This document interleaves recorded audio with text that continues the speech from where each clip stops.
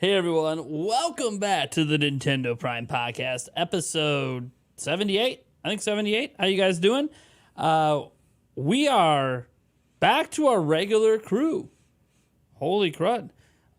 We got Eric. Welcome back, buddy. Yeah, right. How you doing? Good. Still, yeah. Just Work has been crazy, so.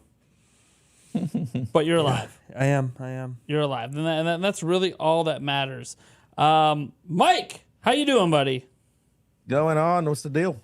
We got Banana Mr. Mike Odyssey here as pretty much always. So we have a lot to talk about. A lot of things have happened. The Game Awards is tomorrow, so that's like a thing. But besides that, a lot of things just have happened. Pokemon Scarlet and Violet are now the lowest rated Pokemon games of all time. Interesting. We'll have a conversation about that, especially since the Famitsu review score came out and massively disagrees. And I think Mike probably massively disagrees as well based on some brief conversations and things I've seen him say online. We also, this Microsoft thing, it's a thing.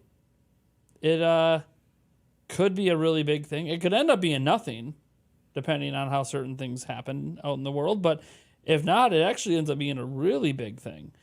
And we got to talk about that and more. But we'll start off every podcast, like we usually do, with what have we been playing lately? And I'm going to ask Eric. It's been 2 weeks. Please tell me you played something in the last 2 weeks. It's been the same thing. Sparks of hope. Sparks of hope. Sparks of hope. No, still, I'm in the middle of the third level and still enjoying it. So, all right, in the middle of the third level, still enjoying it. Did you pretty much 100% everything you could? I think as much as I can. Third world, by the way, Yeah, not level. yeah. But I get what you're saying. Close enough. You're getting there. Yeah. He will have it beaten at some point. Yeah. So he slow goes it because he tries to 100% these kind of games. So, he tries. Mm-hmm. Some things you can't do till later in the game, but that's okay. You figure that out as you go. All right, cool. Mike, what have you been playing lately? Or do I even Pokemon Violet. Pokemon, and more Pokemon. do I even need to ask? Yeah. I've been hooked on. I think I have not been hooked on a game since Breath of the Wild. I think Breath of the Wild has been the only game that has caught my attention to a point where I find myself having fun, enjoying it, even after passing the entire game, even after beating all three stories, within the game. I basically completed the deck. When it comes to fighting every Pokemon in the game, now I'm in the middle of collecting every Pokemon in the game, trying to catch them all, like the Pokemon Bible says, So, yeah, I mean, pretty good. I've been enjoying the game a lot. That's Cool. what I've been playing. Pokemon, more Pokemon. Yeah. Yeah. And so far, I have been given 2 shinies, but I have never caught a shiny, which Shinies aren't real. Still, to me, shinies do not exist because I have not encountered one. That you're aware of. I was given an egg. That egg, by Blue Moon, shout out to Blue Moon, given an egg for a Charmander. That Charmander had a whole bunch of eggs, and then from one of those eggs came a shiny Charmander, and then another pal, Rolindo, gave me another shiny, but I have never caught or seen a shiny out in the field, so they don't exist. Nope. All right. Well, we'll have a lot more Pokemon talk later, so I won't say much about it right now. For me, I played quite a few things actually in the last week. Yeah, I got my usual Madden stuff, but the new expansion pack for World of Warcraft came out, so I've been playing some Dragonflight. Jump back into that, did you? I did. Yes. I don't play. I'm not sitting here playing like hours and hours on end, but an hour here, hour there. And I'm like level 63, almost 64, and honestly, so far, one of the best leveling experiences in World of Warcraft, and that's saying a lot because it's been around since 2004. Yeah. So I have no idea what things are going to be like at 70 and what the end game's like or anything like that. It could end up sucking. But for right now, someone who's just playing it casually, I'm having a lot more fun with it than I was even going back and playing WoW Classic, which is a thing now, which is what I grew up on with the 40-man raids and everything. I'm having more fun with this than that. Maybe it's just because I've been there, done that. You know, you guys know how I am with games. Been there, done that. Not really that super interested to keep replaying content I've already completed. So, so I'm having a lot of fun with it. I like the new dragon flying mechanics in it that are completely different than the flight mechanics have been for 20 years in that game. So it's pretty cool to actually have some skill in your flight now. Beyond that, I've also been playing, let me see. Well, today we had the new Mario Kart 8 Deluxe courses drop. Yep. So check those out. Sorry guys, didn't play it on a live stream or anything because we have this podcast coming up and we got the Game Awards coming tomorrow. But I did check out those courses and with my kids and stuff, and they look nice, look good, no complaints really. The DLC I think seems to just get better with every new wave they drop. So kudos to Nintendo for doing a pretty good job with the extended DLC. I'm calling it extended DLC. This game came out in 2014, so extended DLC. Contrary to popular belief, it didn't start out as a Switch game. So this game's been out. I mean, it might be out a decade before we even see a new Mario Kart. So it's yeah. That being said, what else did I play? I played a little Smash Bros. With my kids, and then I also played a smidge of Pokemon, Pokemon Scarlet. Played a little bit. Didn't get much further than where I'm at now, but I'm okay. I'm okay with that. I will end up beating the game. But I'll talk more about that in our Pokemon section because we had an update come out for that game as well since the last podcast that maybe sort of created weird controversies because people were saying it was doing things that it wasn't, and then it's weird. I think there's a whole lot of people just want the damn game fixed already. I mean, but you know, it is what it is. So yeah, kind of played quite a bit of video games actually in the last week. So yeah, pretty cool. All right, I'm trying to think of what else I played, but I think that might be. I'm playing a new game called Toggle tomorrow. Nice.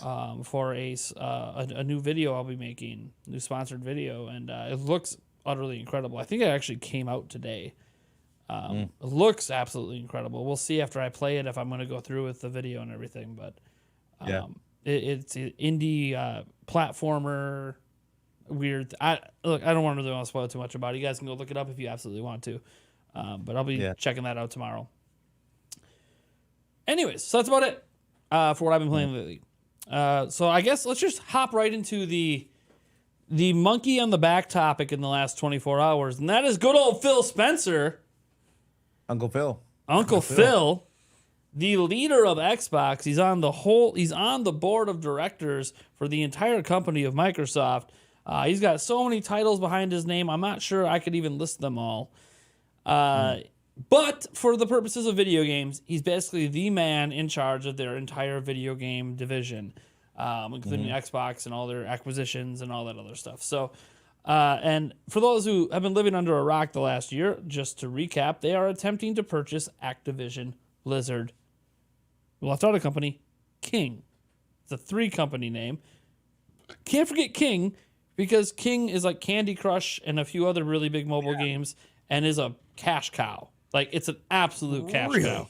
So, It is. Activision Blizzard King, you got to always mention the King part. You guys might not like it, but when you're making a $70 billion acquisition, you're going to care about the things that make the most money. And as much as Call of Duty and other things are getting all the press, I'm kind of thinking King might be where most of the money in this acquisition actually is for.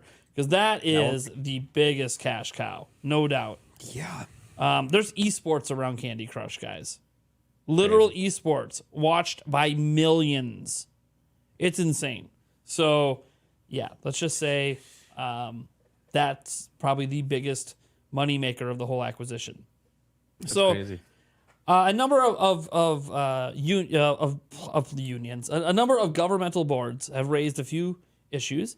The governing board for EU, the board in the UK, and then one particular member of the FTC seem to all have some issues with this potential acquisition, claiming that Microsoft is, if not creating a monopoly. I don't know that I've seen the word monopoly thrown out yet, because that's actually what they're supposed to determine if it's going to make them a monopoly. But they are basically raised a lot of concerns that this would be an unfair advantage in comparison to certain other competition out there, usually referencing Sony. In fact, UK has thrown out any argument that Nintendo even matters in this thing, because for those who don't know, we have 4 major dedicated gaming platforms, right? We have Switch, we have PlayStation, we have Xbox, and then you have the PC platform, right? So you have the 4 major pillars of dedicated gaming platforms. And I know PCs aren't necessarily dedicated gaming platforms per se, but there are devices within that space that are. Steam Deck as an example. So what's interesting is that in some of the arguments, they're saying Nintendo doesn't count because they target a different market because they're family friendly, which is absolutely hilarious. Someone should send them the link to all the hentai games on the eShop. They clearly have never opened the eShop and actually seen what kind of games are on Switch. They're too busy just watching Nintendo Directs. And then when they're watching Nintendo Directs, they left Bayonetta out of the Direct, which skewed the opinion that if you only watch Directs, it's like, oh, Nintendo doesn't even publish M-rated content. Yeah, well, for some reason, Bayonetta wasn't put in the Direct. Bayonetta had its own thing, and they pushed it and published it on their YouTube. In fact, it was funny because Microsoft responded to this claim from the UK saying, what do you mean Nintendo is only family friendly? Here's a bunch of massively sexual and violent trailers right off the Nintendo YouTube channel. Like, they're not even hiding it. It's out there in the Nintendo's pushing it on Twitter. These games are right here. And Nintendo of Japan has a bunch of the hentai ones on their YouTube channel. Nintendo is not hiding the fact they have adult content. Like, they're not even bashful about it. Nintendo doesn't care. They care about the reputation of certain characters, of course. They're not going to want Mario presented in a certain way. Or, Samus or Link. Like, yes, Pikmin. But in general, Nintendo may be the least strict of all the platforms when it comes to violence and sexual content appearing on. There are games factually on Nintendo Switch that are banned by PlayStation and Xbox. But remember, Nintendo's just family friendly. They curate everything for the kids, so they can't count in this competition. Anyways, so that's an old thing. And the FTC, the leader of the FTC is the one that seems to have the biggest issue. It looked like there was a potential that this thing could get blocked or at least turn into a lawsuit with the FTC. But it sounds like even though there is some politics at play with the FTC, there's basically 4 people that get to make the decision. But it sounds like it was originally going to be 3 people against 1, but one of the 3 is starting to side with Microsoft, it sounds like, which makes it a split, which means a lawsuit doesn't happen, which means it goes through.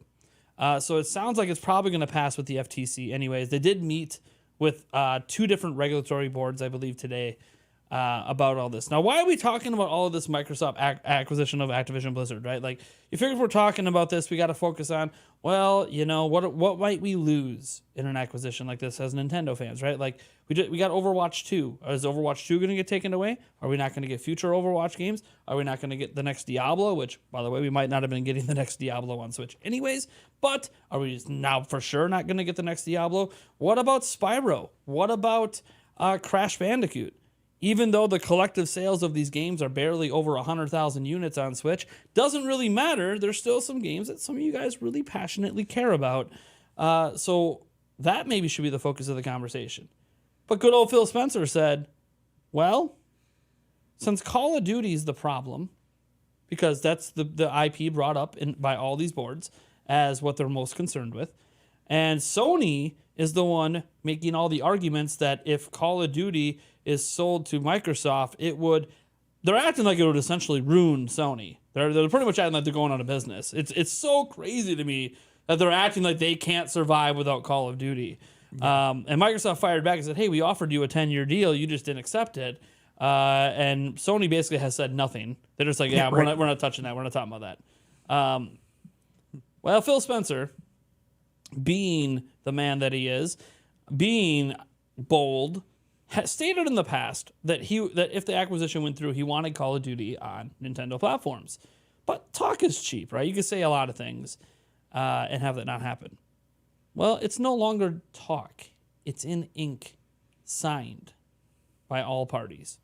Phil Spencer announced last night, and it's been elaborated by other people at Microsoft since then, that yes, there is a 10-year agreement signed by both Phil Spencer and the execs at Nintendo of Japan to have Call of Duty be on Nintendo platforms for the next decade, contingent, of course, upon the sale going through.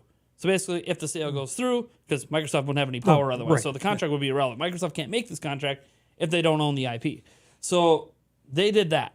By the way, they did the exact same thing with Steam and Valve, saying we will put it on Steam for the next decade as well.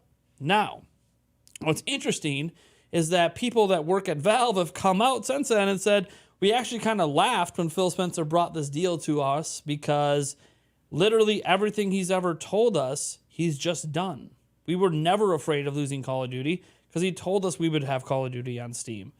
And then they cited a whole bunch of examples of other things he said over the years that was exactly what, like, it happened exactly as Phil said. Basically that Phil Spencer, at least when it comes to Valve, has never told them a lie. Mm-hmm. He's never misled them. They didn't think they even needed this contract. They basically told Phil, we don't need this contract. We believe you. And Phil's like, yeah, but like we're trying to get the sale to go through. Out here. If you just sign this, it's just more evidence that, hey, this is like signed, dated letters I can hand to these people and be like, how are we making this thing exclusive? We just promised for the next decade on these platforms, including one that doesn't have Call of Duty at all and hasn't had it since Call of Duty Ghost back on Wii U, which, by the way, using Wii U sales to determine if Call of Duty can sell is pretty stupid since Wii U couldn't sell. So Wii U couldn't sell, so why the hell do we care that Black Ops 2 and Ghost sold like shit? The platform sold like shit. So it's not a good way to determine if Call of Duty can sell on Nintendo because the last time Call of Duty was actually on a popular Nintendo system, the Nintendo Wii, every single version of Call of Duty came to Wii, and all of them sold over 1 million. So that's bigger evidence that maybe when you have an install base, they will buy Call of Duty. That being said, the big thing with the 10-year deal is that it's a 10-year deal. The Switch is in the latter half of its life, meaning a majority of this deal, 7 years of it or so, maybe more, because we don't, the deal can go through. I believe if the deal is approved, it finalizes next June, but that's probably not enough time to bring that year's Call of Duty to Switch. So it would probably not see a Call of Duty on Nintendo until 2024. And at this point, you're looking at possibly 9 years of this contract being on Nintendo's next generation system. Unless the next gen comes out next year, of course. But presuming we don't get next gen until 2024 or 2025, it's 8 or 9 years of this deal are not on the current hardware. So all the people you see laughing out there, oh, here's what Warzone 2 would look like on Switch. Here's what oh my gosh. And they're making it look like it's running on a Super Nintendo for some reason. It's kind of weird because they just want to make fun of Switch. Reality is most of this deal wouldn't even have anything to do with Switch. They have promised Nintendo's next platform and maybe even getting into the platform after that, potentially. So for a decade. Now you might go, well, that's not a perpetual contract. Correct, because there's very few perpetual contracts ever. PlayStation does not have a perpetual contract with Call of Duty right now. Their Call of Duty contract ends in 2 years. Did you know they even have a contract with Activision Blizzard to have Call of Duty? Yeah, they do. It ends in 2 years. So that's how this works. You do these deals, and then when you get to the last, 5 years of it, you start renegotiating for the next one. Like, that's just how this goes. And Phil Spencer has said the whole time, Call of Duty is going to get treated like Minecraft. Guys, how long has Microsoft owned Minecraft now? It's been a while. Still not exclusive to Microsoft platforms. Pretty much still on everything. Oh, Well, what about other Oh, you mean like Minecraft Legends? Yeah, that's on everything too, and that's a new game. Yeah, 2014. Yeah. When he says it, the proof is in the pudding. Now, there is a bit of controversy, some people argue, because of the way he approached the Bethesda thing, where he wouldn't definitively say that their games would stay multi-platform, but he maybe suggested they could stay multi-platform. And then ultimately, people refer to Starfield with this. Well, Starfield ended up going exclusive. Starfield, by the way, is exclusive to PC and Xbox. But the thing is, it's a brand new IP. So you can't even say there's a pre-existing relationship with PlayStation customers on a game that's never existed before, an IP that's never existed before. Now, it'll be interesting to see what happens with Elder Scrolls 6. See what happens with that. We have no idea. Maybe that'll be multi-platform. We don't know. They haven't really confirmed it or denied if that's going to be multi-platform yet because it's so far away. They're still finishing up Starfield. We don't know if the next Doom is going to be multi-platform or not. We don't know if the next Wolfenstein is going to be multi-platform or not. We don't know because those games haven't come out yet. And if people want to go, oh, well, because Microsoft owns them, then yeah, that means it's going to be exclusive. I'll let you know they bought the studio that made Psychonauts 2 before Psychonauts 2 came out. Guess what you can play on PlayStation? Psychonauts 2. Doesn't really sound like Microsoft, the proof in the pudding is that they don't really seem to be strong-arming everyone and every game and every development studio to keep games only on their platform. Now, on Game Pass, yes, but they own it. The Game Pass is their baby. They can do whatever they want with Game Pass. But it kind of seems like Phil Spencer is just putting more proof behind his words. Now, yes, this contract signing right now, the day before he met with these governing bodies, is obviously about getting the deal to go through because Microsoft wants it to go through. That's what it's really about. We all know this. But it also just reaffirms things supporting, in this case, the people most excited are Nintendo fans because a lot of us have wanted military shooters on Switch. We don't really have many options besides Sniper Elite. And this is why they consider the best in the industry. So I guess we'll see. So now that I've explained everything so far, could be a developing thing. Who knows what happens down the line? Because they also extended one of the Microsoft employees who quoted Phil a little bit snarky, saying, "PlayStation, we offered you the same thing. We're waiting for you to come back to the table." Kind of like everyone else is cool with this, but you. Can the governing bodies like realize the only people that have a problem with this is them? And some people have called me a shill over the supporting this, and I just go, if it's not Microsoft, it's Tencent or Apple, and I'd rather have Microsoft of those three companies buy Activision Blizzard. Now, Mike might want Apple. Can't blame him. Can't blame Mike wants Apple. Yeah. Like I'm a Nintendo guy, so like, hey, we might get Call of Duty if the sale goes through. So sure, sounds good to me. We're not getting it otherwise. Mike works at Apple, and he might have insight on future plans from Apple. And he goes, "No, this would be great if Apple got this. Boost Apple Arcade and some other things, And who knows, Eric? Maybe you secretly have stock in Tencent that I'm not aware of. Damn straight. And so you want Tencent to make this acquisition to increase the value of your stock. I have no idea. Yeah. We might all have biases at this table. But I can tell you, I don't have any bias for Microsoft themselves. I don't really care. All these companies are massive and huge, and I don't have any investment in any of them besides just playing video games. So, what are your guys' thoughts on this? Really one of the biggest announcements of the year. Like a mega deal, 10-year deal for Call of Duty on Nintendo.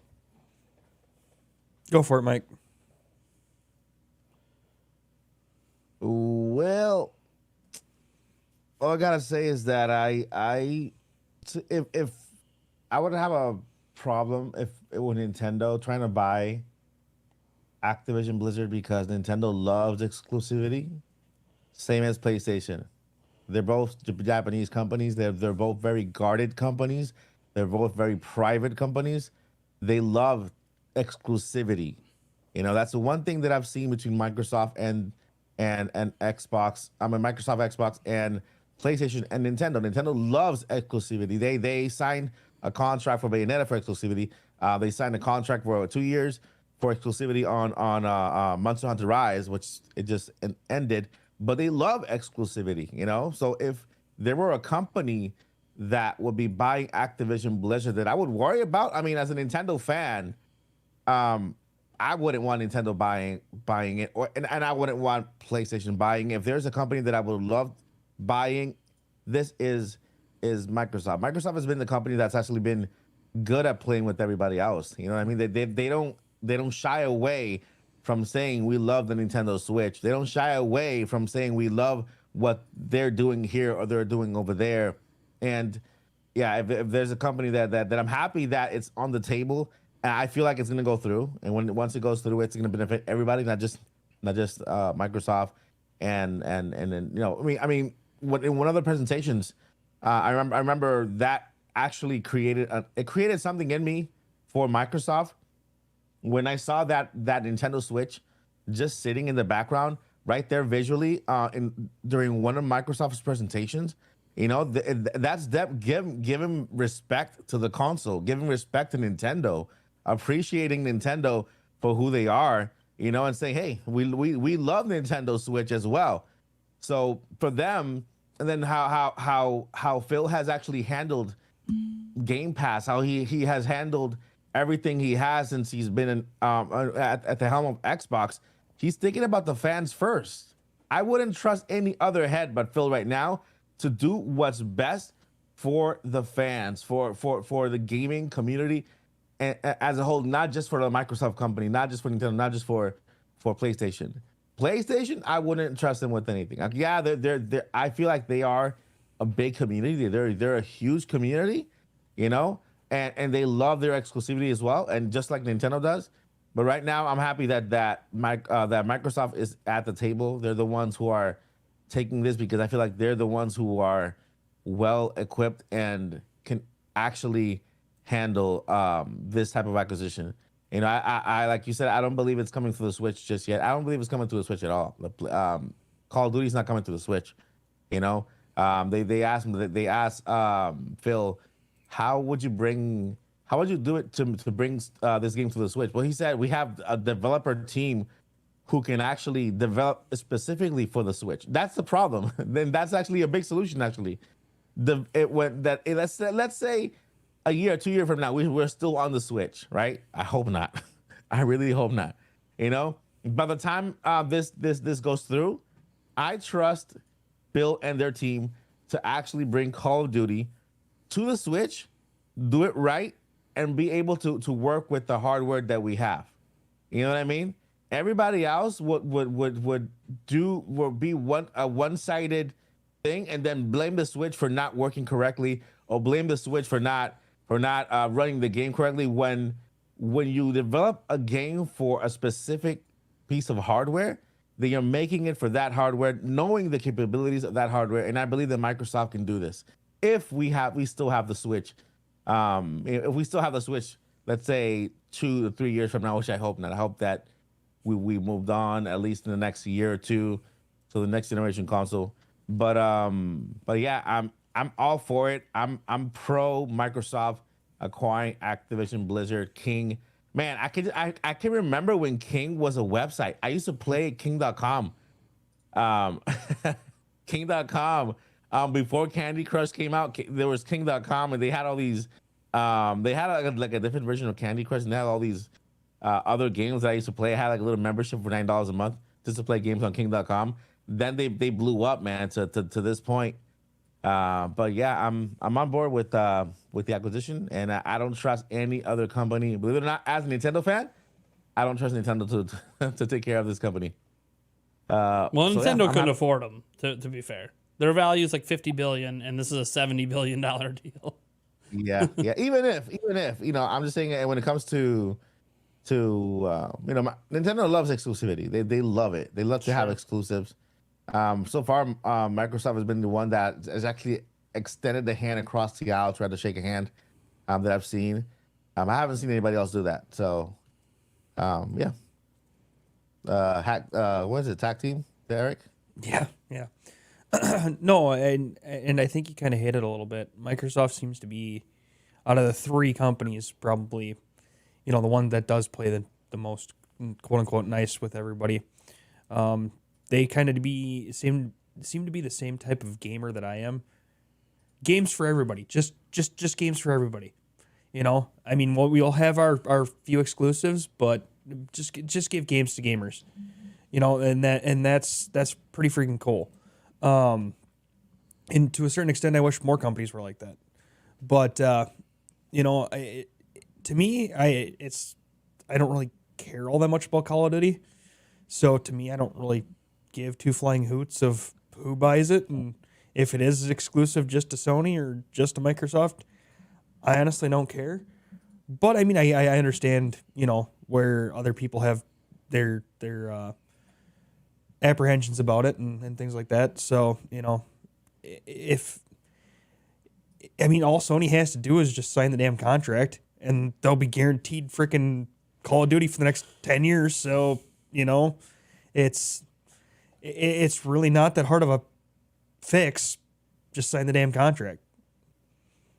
So, well, and a lot of people have brought up, like RGT85 brought it up today, that like, what is Sony scared of? They have first-person shooters. They have that they're not even using, like Killzone. And I get that none of these games are as big as Call of Duty, but you make more money per game sold than you do with Call of Duty. And I think the big thing for Sony, and I guess what I understood about their argument originally, when I thought maybe there was a chance that, hey, you know, in a few years maybe Microsoft does make it exclusive, was that it is a bit of a gravy train for Sony. They do none of the work. oh yeah, for sure. They make 30% off every sale, whether it's physical or digital, by the way. People always focus on the digital shop. Just to even be on the platform, the physical copies, 30% goes to Sony as well. Same for Nintendo, same for Xbox. It's 30% across the board. It's not just digital. So they get 30% cut of all the sales on PlayStation. And then they also, in addition, get 30% cut of all the DLC, all the season passes people buy in Warzone. They get 30% of everything. Yeah. So for them, it's free money. They invest nothing. They just get a bunch of money on the backside of it because the game is so popular. So they don't want to lose the gravy train. And that's what people miss out. Like when you say, oh, they can make a Killzone. They could, but they also got to invest the money to make the game. They have to make that money back before they start getting into, okay, now what are the profits? They don't got to worry about that with Call of Duty. It's nothing but profits for Sony.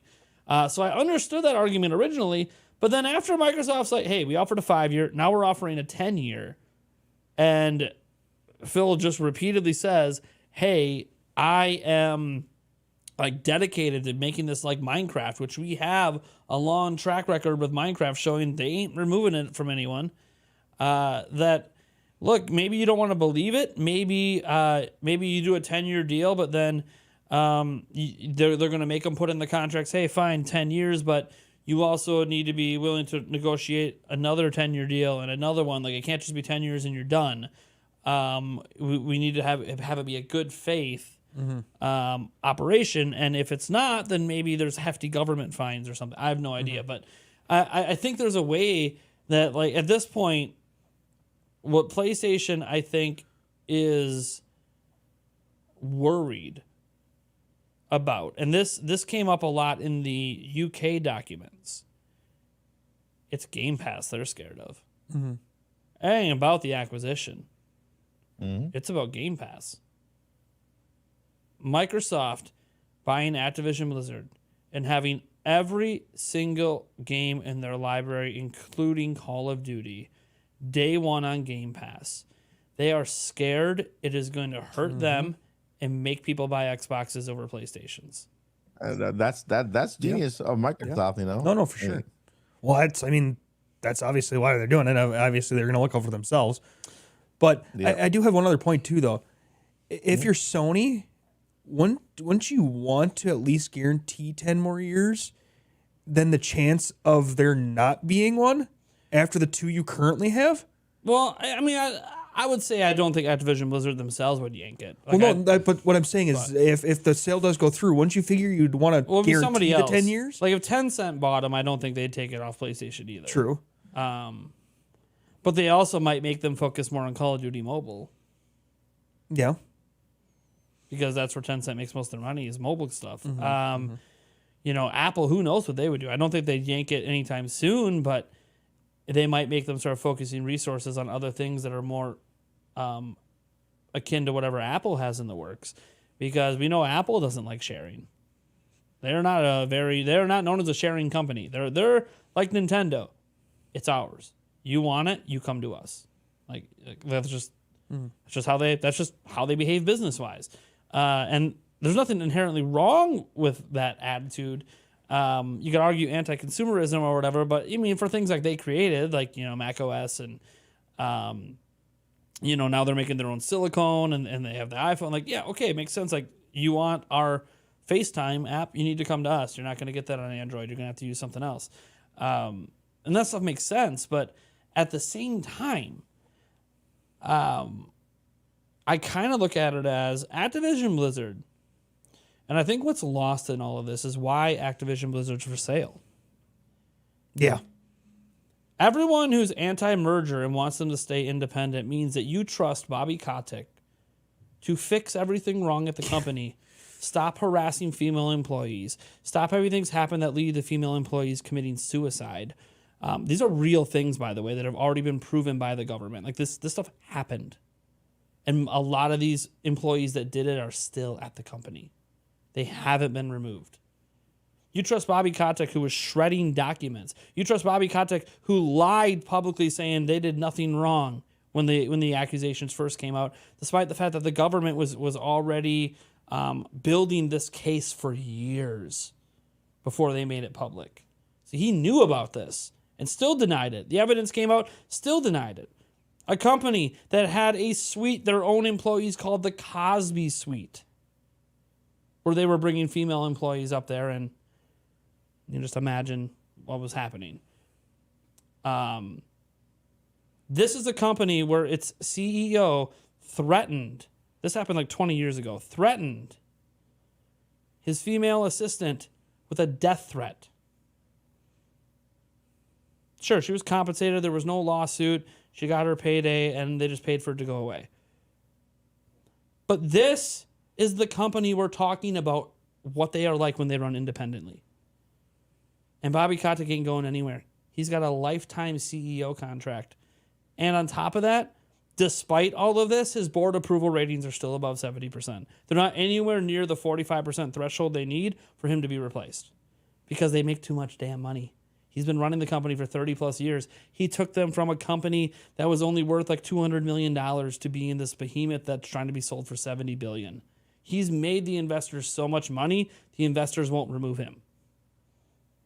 This is the company we're talking about and what happens when they run independently. So when we're talking about them being for sale, we're all looking at this as, mergers and acquisitions, and this is bad for the industry and all this stuff. And I'm looking at this as Activision Blizzard is bad for the industry.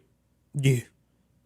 The biggest evil in this isn't Microsoft, Apple, or Tencent. It's Activision Blizzard.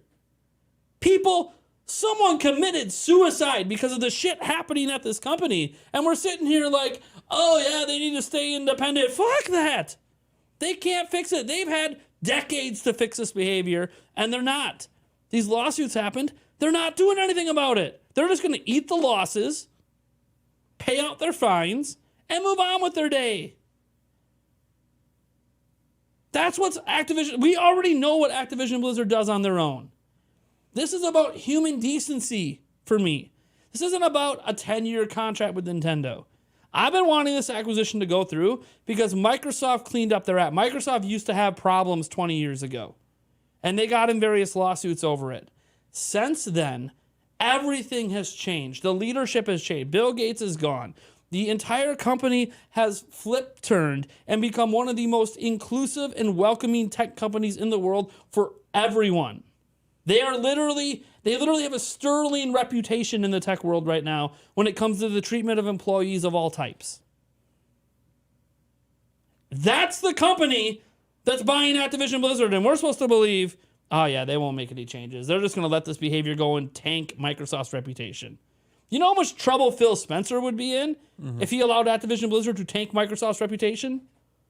No, Bobby Kotick's gone. All these employees that did these things, they're gone. The whole company is going to be upheaved and restructured if Microsoft buys them. Because they don't want to take the PR hit. They don't want these lawsuits to suddenly drag their asses into it because they're not making changes. They're going to lay it all at the feet of Bobby and soon-to-be ex-employees and say, that was before us. Here's what we're doing. Because Microsoft will have to show in these lawsuits that they've made changes. They're not just going to, now that Activision Blizzard's bought, the governments aren't just going to forget about them. They are going to have to show that the company's made changes. The point is, this is about human decency for me. Maybe you hate Microsoft. And you know what? I think there's a lot of reasons to hate corporate billion-dollar companies, $100 billion, nearly $1 trillion company. I get it. There's a lot of reasons to hate these companies. There's a lot of people hate Apple, hate Microsoft, hate Google. I get it. Hate Amazon. I get it. But sometimes you need to step back and look at what's the greater evil. A company who has kept games multi-platform, a company who is consistently running behind the competition in this field, and a company that has a reputation that's the exact opposite of Activision Blizzard's. And that's the company that wants to buy them just because of the value of all those IPs. I think we need to stop talking about this in terms of, oh, you're just a shill because if Microsoft doesn't buy them, Call of Duty doesn't come to Switch or whatever. I just want people to be treated well, and I trust Microsoft to change the culture at this company. And if you want to say I'm wrong, fine. But what I do know is Activision Blizzard can't change their own culture. That much is clear. Mm-hmm. Yeah, that's a good point. So that's what this is about for me. The fact that we're going to get Call of Duty on Switch on top of it, that's just like a bonus. Or on the next Nintendo platform. I mean, that's obviously where most people are excited about. Hey, what's Call of Duty going to look like on the next Nintendo platform? I have no idea. I don't know what the next Nintendo platform is going to be. So, anyways. So, I don't know. That's my thoughts. You guys got anything else you want to add? Like, I don't know. I feel like this is just something people are forgetting about and all. That was a hell of a good argument right there. Well, we're forgetting, like, why is it for sale in the first place? Because they fucked up, and they fucked up bad, and they haven't fixed it. Like, somebody died because of the crap going on at this company, and we're just pretending like none of it matters because we want things to stay independent. We don't want mega corporations. This isn't like Disney buying Marvel, where there wasn't really a lot of controversy at the time. This is a company that's at a detriment to its own employees. Unless you give me how Activision Blizzard and what Activision Blizzard is doing to fix this problem, since all these employees still work there, until then, someone has to buy them. And someone has to change it. You think Tencent's going to change that culture? Maybe Apple could. I don't know if Tencent's going to change that culture.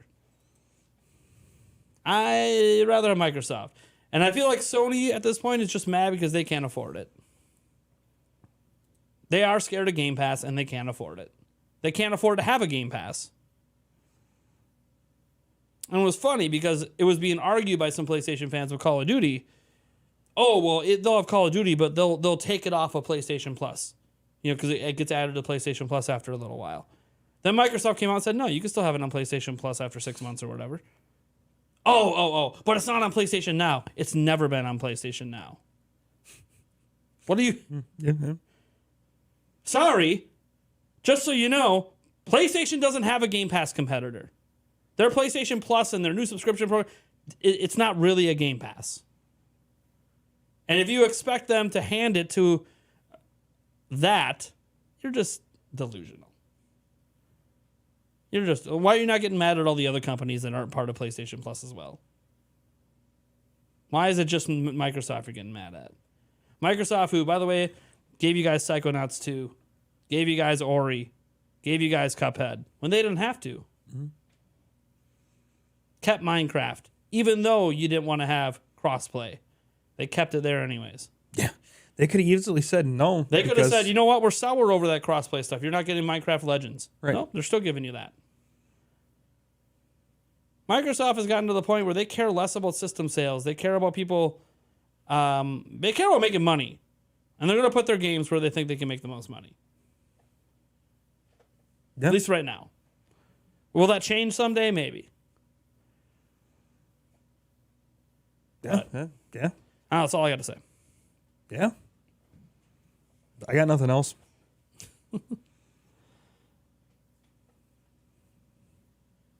Ugh. All right. Well, I don't think Mike does either. He's just kind of sitting over there in silence after that little rant. I'm ready to move on. Well, let's move on to something that, I mean, it's not really any less controversial. It's less humanitarian controversial. Pokemon. The only thing we're talking about poor employee treatment, at least that we're aware of at this time, when it comes to Pokemon. So Pokemon Scarlet and Violet, guys. It's a thing that exists. It is it's a thing that exists. Wow. It is the fastest selling Pokemon games of all time. We'll find out, if it ends up becoming the best or one of the best selling yet. We aren't going to have those numbers until probably the end of the fiscal year. And then we'll see. Pokemon tends to not have like a super long tail of sales, but usually you get a good strong 6 months before things drop off significantly. So we'll see probably at the end of this fiscal year. Sales wise, review wise, it is at this juncture the lowest reviewed Pokemon mainline games of all time. Basically because the game's released in what many feel like is a beta. Performance issues and glitches and graphical problems and memory leaks, and it admittedly a little bit of a beta sort of release instead of a fully polished release. I think almost even the most sturgeon of lovers of this game can admit it has a bit of a beta feel to it. Now, Famitsu finally dropped their review, which is super late for Famitsu, by the way, but I guess they wanted to put some serious time into the game. And they gave it a 38 out of 40, which massively disagrees, obviously, with the rest of the world's reviews. But I've said this all along, and I say this to this day. Pokemon Legends Arceus and Pokemon Scarlet and Violet. Guys, I'm not a Gen 1er anymore. I think Pokemon Scarlet might be my favorite Pokemon game of all time, followed by Arceus, followed by Gen 1. And I think the gap between Arceus and Scarlet and Violet is like this, and the gap between those games and Gen 1 is like this. These games are amazing. And they get better and better the more you play. And you seem to encounter less glitches the more you play. It feels like the higher level areas seem to have less issues than the lower level. I don't know why. I don't know how they split up the game in development. Maybe that team was just, whoever was handling those areas is just better. I have no idea. I have no idea how the game was put together. Because sometimes that happens where like different groups are working on different areas and stuff. But I love these games, man. For me to say that despite all these issues, and I agree with every criticism that exists, everyone who has said this is an embarrassment, everyone who has bashed these games the hell in back for looking, running, having glitch, all this shit, I agree with every single one of you. But damn if it ain't a good game. It's a good game, guys. Underneath all of it, I can't put it down. It's a good game. That to me, the fact that I'm still playing it this far out from launch is already a sign of how much I really enjoy these games. And I never thought I'd say this about any Pokemon game. They did release a patch 1.1. Nintendo themselves admitted since the last time we had a podcast that, hey, we know there's performance problems. Nintendo's talking about it. Nintendo probably ain't happy about it. Nintendo's also the one handing out refunds for digital copies. So they're the ones probably the most. You guys think you're mad. Nintendo's probably even more mad. Yeah. They never like to hand out refunds. And there was some confusion with this patch. Game Explain and a few others went out there and said, oh, this patch improved performance. And then people actually took the tools out, did the measuring, and found out, no, it actually doesn't. This wasn't a performance patch. Now, did it fix some of the glitches? Yes. as the patch notes said it did. The patch notes never said it was a performance patch. So, yeah, I'll just leave it at that. That the performance isn't actually better. Maybe you feel like it's better for you in some areas, but the math is now out there. It's not actually running any better. Maybe you just had a lucky run. Happens. Sometimes areas run better than they do other times. So it happens with memory leaks. Like sometimes areas just run better. Other times you go back to it and they run worse. Welcome to memory leaks. That being said, what are we thinking about this game today? Now that we've had time. Now, Eric hasn't played it. I haven't played it. After what I just said, maybe he might pick it up. I mean, but he hasn't played it. I've seen some damn goofy videos on it. But Oh yeah, there's glitches galore. It's hilarious. they're freaking funny. Yeah, like but- like the photo ones with the arms. Yeah, yeah. Or the freaking guy just growing 18,000 feet tall and then or shrinking, and then you're like, what in the hell? Oh yeah. So using yeah. the see people like this glitch using the jumping backwards to climb up a mountain. People actually like that, nice. that glitch. It's definitely not part of the intended gameplay, but people use it all the time. Yeah. It's like, hey, whatever. I want to get to the top, and I don't want to walk all the way around. And then I know I saw the one with where the guy is, or the person's, the character's eyes bug way out, and then they threw one of the, what the hell is that dick looking Pokemon in, and it Wiglet? like Wiglet through in between the person's legs, and it flopped right out like a nice phallic And Lechonk is awesome. friend. I don't even his evolutions are great. I love it. Yeah, I mean, Only has one evolution. What? He only has one evolution. Yeah, right? Oinkalage or whatever. I was hoping I'm sorry. to get another one. Oinkalone. like cologne. Yes, a play on baloney. Yes. Yeah, cologne. It's like like, Love yeah. it. He became like Rico Suave when he He evolved. did. Like, He did too. He's so cocky and full of himself. I love it. yeah. Then he does like it was supposed to be a headbutt, one of his moves, except he hits you with his ass, and I don't know why. It's the wrong Yeah. end, buddy. You're hitting him with the wrong end. But that's that's Lechonk and his evolution. Yeah, no, I mean, You don't have to buy it. I'm torn on it because I do. It Get does it, sound. get It it, does sound good. Get it. You have But- to get it. Dude, You it's have to open get world it. Pokemon. I know. I know. They did it right.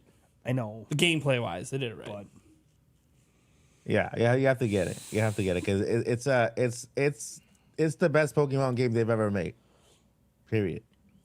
yeah, You know, putting aside everything. I'll help you get I'm all the sorry. starters. okay. Yeah, I mean, that yeah, was. You mean the one thing I we have- haven't I done? have all of them, The one so- thing we haven't done with fucking I have all of them. Arceus with me yet? Yeah, I have another Arceus. But I have all the starters, and I can get whatever one you don't pick. I can get the other two and give you them. Nice. Okay. Yeah. I mean, which one did you get? I got Scarlet. Yeah, Scarlet. Now, Scarlet reportedly has more performance issues than Violet. That's what I've been told. I haven't played Violet, so I can't verify this. I don't know. I have no idea. I have Scarlet. I like it, Scarlet, but yeah. I don't. But yeah, if you get Violet, then we can. That's what I was actually thinking. Then we, I then we, think that can, was the then we one can mix up for the Pokemon. I think I was the looking version, at anyways. version exclusive Pokemon. Yeah. Yeah, I'm kind of curious because there's a few little minor differences between them with like the story parts a little bit. And I don't know. And then we can actually play together.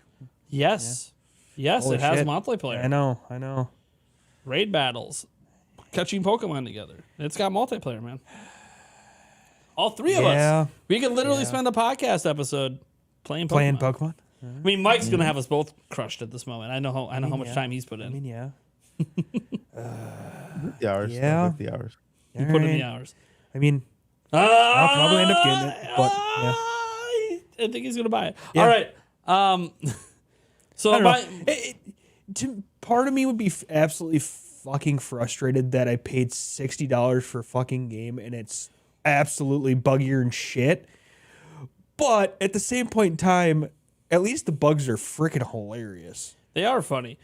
The All right, only but one. I have something to say about that because Sure. you know what I mean, it's the internet. It's the internet. Yeah. If you make a video and you call it 20 bugs in Pokemon Scarlet and Violet, I'm going to click on it because I want to see what kind of bugs they found. But then again, how this game is already pirated. This game is already running on emulators. All right. and I can go as far as to say that a lot of these bugs are made on purpose just so that they can get views. You know, I don't believe everything I hear. I've seen bugs that are credible, and I've seen bugs like, oh, okay, yeah, I think you're just going way a little too far.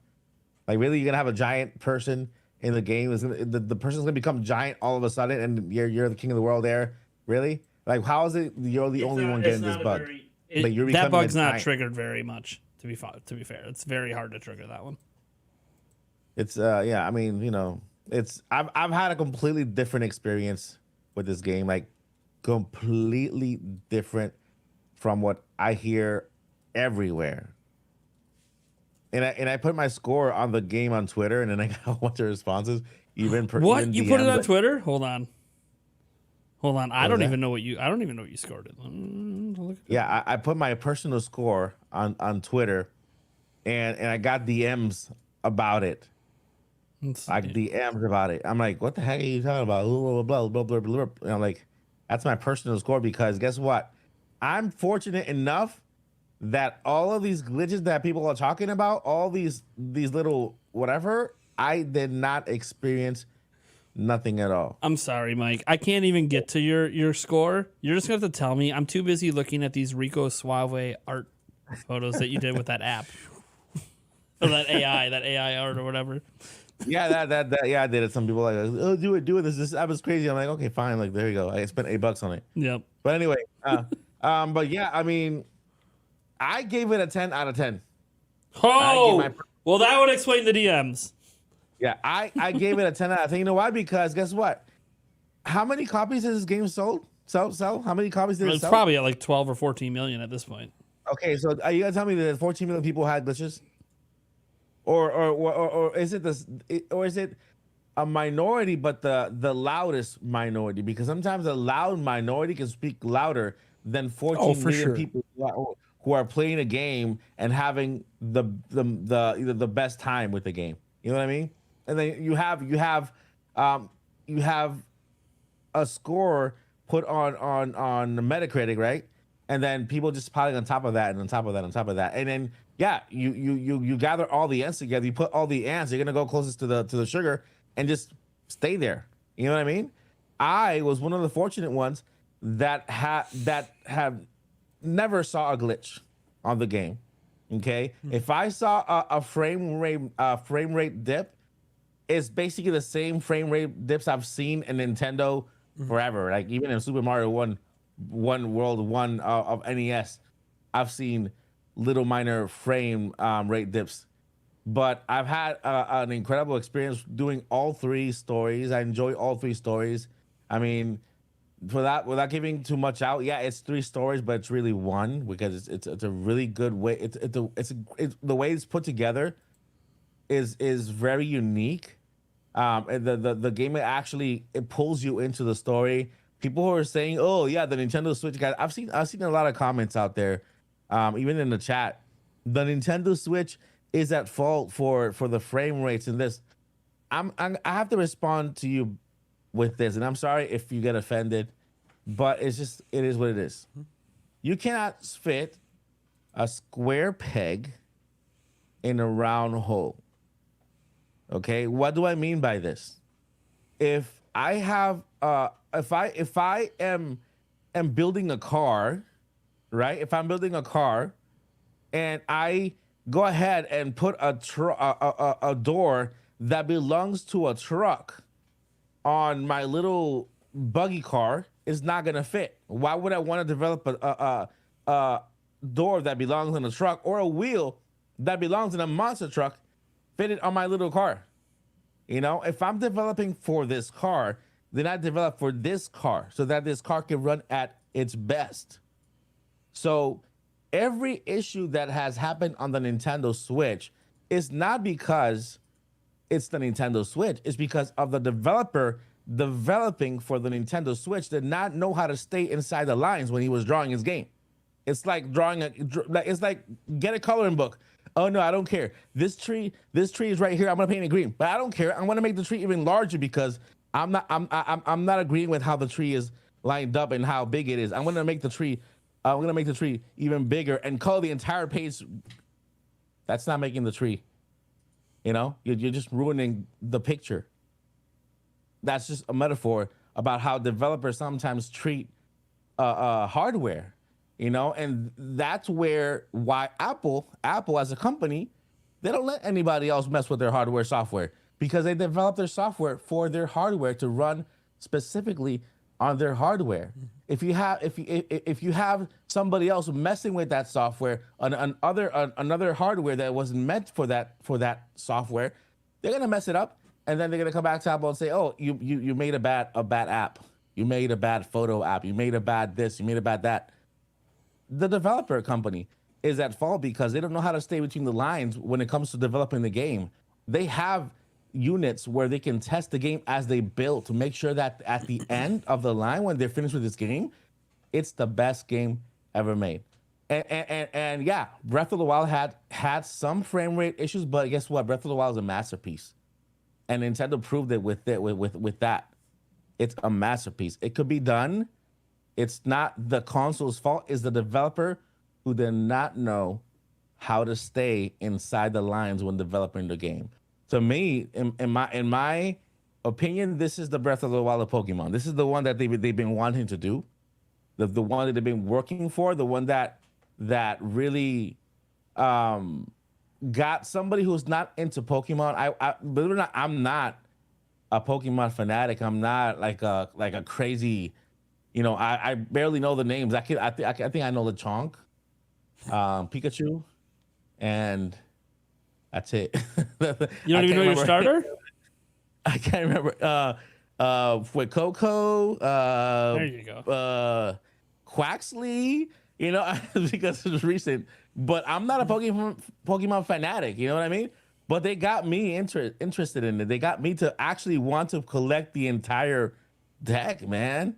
I'm like, wow, how am I so into this game? How did it do such a good job that I still want to explore even after days that I finished the game? I'm like Nate. Once I finish the game, I don't go back to it for maybe Nate doesn't play it at all. I don't go back for it for at least a year or 2 years, so it becomes new again in my head. But man, they made a game where I'm still going back to it and wanting to continue to play it. So for me, I literally give it a 10 out of 10 because it made me a Pokemon fan. This game made me a Pokemon fan that I love Pokemon franchise, but I wasn't a real fan. But this game actually made me one. Storyline is amazing. The world they did a great job with the world. The battle system is really good. It just gets you multiplayer. I mean, I haven't experienced multiplayer yet. That's just a little part that I'm looking forward to playing with Nate and Eric when Eric gets his copy. But when it comes to storyline, when it comes to the game, that's the score I stand by, and that's it. The only game that's for me right now, it's actually better than this one is Breath of the Wild. That's it, Zelda. But that's it. That's it. Yeah, man, spitting fire over there. Oof. Oh, there. Wow. Spitting fire. I can only say that wow. I mean, to a certain extent, he's not wrong with the devs got to understand what they're working on. They do have test units. I get you can't test everything, but so we got some insight to how the development works thanks to Nate the Hate on his podcast last week. And basically, Game Freak is the ones that tell the Pokemon Company when they can deliver the next game. Okay, so like 3 years ago or whatever, they said, yeah, we can get this one out by 2022. They don't say like what part of 2022, but we can get it out by 2022. And then the Pokemon Company then builds everything else around it, the merchandise and the animated series and everything else that goes into the trading card game, etc. And they have a bunch of different manufacturers and a bunch of different companies that are involved with all of that. And essentially what happens is you get to a certain point where there's a point of no return for the Pokemon Company because they can't cancel the orders or they can't delay them. Mm-hmm. So people always blame the Pokemon Company or blame Nintendo. Nintendo, by the way, apparently has nothing to do with anything. They literally are the most hands-off. Like they own 1/3. Doesn't matter. They're so hands-off. They don't know what the hell's going on. apparently. Yeah. So I mean, pretty obvious when and when Nintendo's that going, what the fuck happened? when Nintendo's like, what the hell? Anyways, but so Game Freak is the one that sets the initial deadline, and unfortunately, Game Freak doesn't, at least to this point, consider possible issues. Like they could say, we're targeting 2023, but if we're done sooner, we're done sooner. Mm-hmm. But they don't say that ever. They say, nope, we're targeting 2022, and that's it. And if they realize at the beginning of 2022 that, crap, we're not going to get this game done in time, it's too late to push. It's too late to push. They'd have to realize that at least 2 years ahead of time, and we all know that they obviously didn't realize 2 years ahead of time. Most companies don't realize 2 years ahead of time. They notice usually between 6 to 8 months from release. They're like, ooh, yeah, we need more time.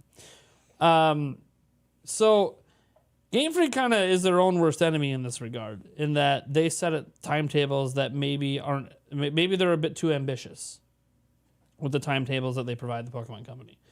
And they don't ever seem to give themselves the time to delay. And this isn't to say delays don't happen. Apparently, according to Nate the Hate, Legends Arceus was a delay. So the reason we got it this year when we did is because it was a delay. It was an internal delay. And you might go, well, see, look, proof, they delayed something. Yeah. Yes, but it wasn't a new generation. Mm-hmm. There's a difference. There wasn't a whole merchandise. Well, there is some thing. merch, and there is some anime stuff built around it. Yeah, but nothing. I mean, I think as big as like a normal generation leap. I think what happened, like even now, the Pokemon Scarlet and Violet stuff, most of the merchandise, most of the trading card stuff, most of the anime stuff isn't happening until next year. So it feels like there was time to possibly delay it at least a little bit. Yeah. But I don't, just based on what I was told, apparently that's just not even an option once they get under a year. And there could be other things at play too, like keeping the cash flow going. We're reliant on this. We didn't plan for anything else to replace it. So then like there's probably that might play a role as well. So I think that, I mean, I even thought that, Brilliant Diamond, Shining Pearl, maybe that happened specifically because Arceus was being delayed. Like, maybe that game was tossed together in like a year because they realized they had to delay Arceus, which they intended to release last year. But anyways, that's a speculation that, unless they reveal in an interview, we're never going to know 100%.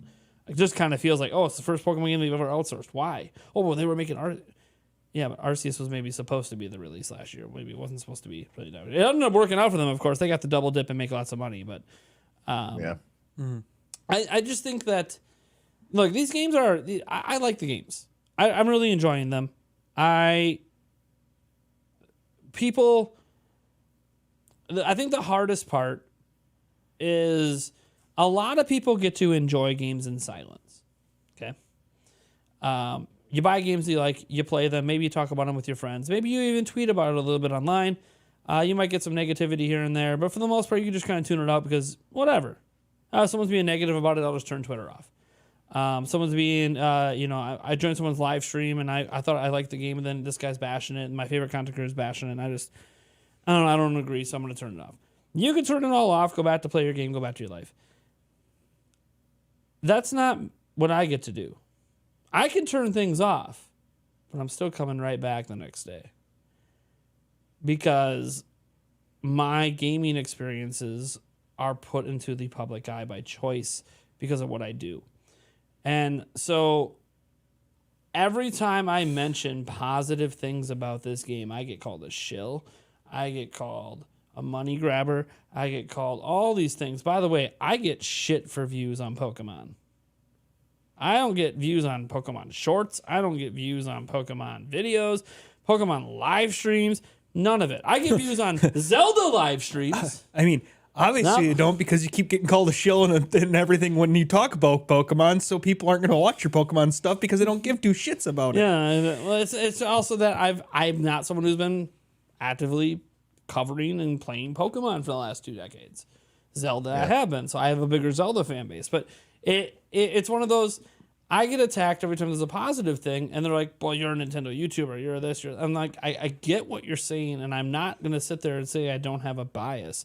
But Pokemon is not something I have a bias for. And anybody who watches my channel knows I've spent literally a decade trashing Pokemon. 100%. This podcast has entire episodes of me dunking on Pokemon. Oh, yeah. So you can call me a, both. a Zelda shill? Absolutely. You want to say I'm a Switch shill? Sure. A Pokemon shill? Yeah, no. That's a shit. Yeah, Let me give you the raw. Let me give you the raw definition. I had to look this up earlier today just to make sure it was what I thought it was, but it basically means. Oh, that's not the definition. Hold on. Gosh, that's not what it means. Hold on. Someone who promotes something online for pay or without pay, without divulging, they're associated with the entity that they shill for. Essentially, it is someone who makes money and is incentivized to say something positive to continue making money. So, like, I'm a Nintendo content creator. I make money. Hence, I'm incentivized to talk positively. The funny thing is that negative videos get the most views and make the most money. There is that. But It always does. But I will say negative videos don't grow the channel. You lose subscribers. I will admit. So there's like a counterbalance. You make more money, but you lose subs. So like your channel shrinks, but in the moment you make more. So if I care about making a quick buck, you just be negative all the time. If you care about longevity, you can argue then you need to be positive. And I get that. I still make negative videos on Nintendo, have negative opinions. And I see the sub loss. I see people upset at me about it. People are also upset when you're positive about things. Like Pokemon right now is kind of something you maybe wouldn't lose subscribers on for being negative because there's such a giant negativity storm built around it. You probably are more attached for being positive than negative. I know that Zach from Switch Force absolutely loves these games, and he is getting blasted every day, every time he mentions how much he loves the games. And he's all ready for it. He's almost inviting it in at this point. He's like, you know what? You guys say what you want. I love these games. But the point is that we live out, or at least I live out primarily with my gaming stuff in the public eye. And so it admittedly affects enjoyment of games at times. When I'm enjoying something that everyone tells me I'm a shill for enjoying, as I'm playing it, and I notice a hitch, or I notice, the land cuts, or I notice I'm in a Pokemon battle and I've had this only happen once, but my Pokemon didn't even appear. And yes, I panned the camera and looked, my Pokemon wasn't even there. It wasn't even on screen. I was fighting with nothing. Was it floating 50 feet in the air? No. No? No, it just wasn't there. Nice. I only had it happen once.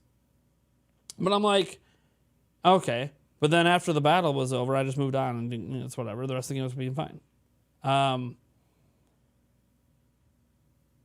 I start to notice it a bit more because people are telling me how bad it is and how unplayable it is, which, by the way, it's definitely not unplayable. That's being hyperbolic. It's not an unplayable. It is not unbeatable. Guys, when I was a kid and I was told a game is broken, you know what a broken game meant to me growing up? It's impossible to beat because it's broken. E.T. It's broken. Superman 64. It's broken. Ton of NES games are just fundamentally broken and can't be beat. Mm-hmm. The thing is, that's what I grew up with what broken means. So when I go into a game that's buggy, has issues, has frame rate problems, but I can still play it, still enjoy it, still get through it. I mentioned before, I played World of Warcraft 40-man raids at 4 FPS when I was younger. That would be broken to most people. How could you even have fun at 4? It just was fun. Mm-hmm. How are you having fun at 4 FPS? Your guy's skipping around the screen. The health bars are jumping all over the place. How are you? I don't know. I had fun and was one of the best healers in the whole damn server. And I don't know how the hell I did it because I had to anticipate things like 30 seconds ahead of time with frame scale. Like, I don't even know how I probably would have been a worse healer if I had better frame rate at one point, because I got so used to trying to anticipate damage and anticipate move. I literally would have like a stopwatch, like ticking. So I do like, all right, big things happen right about now. Let me get my heal queued up.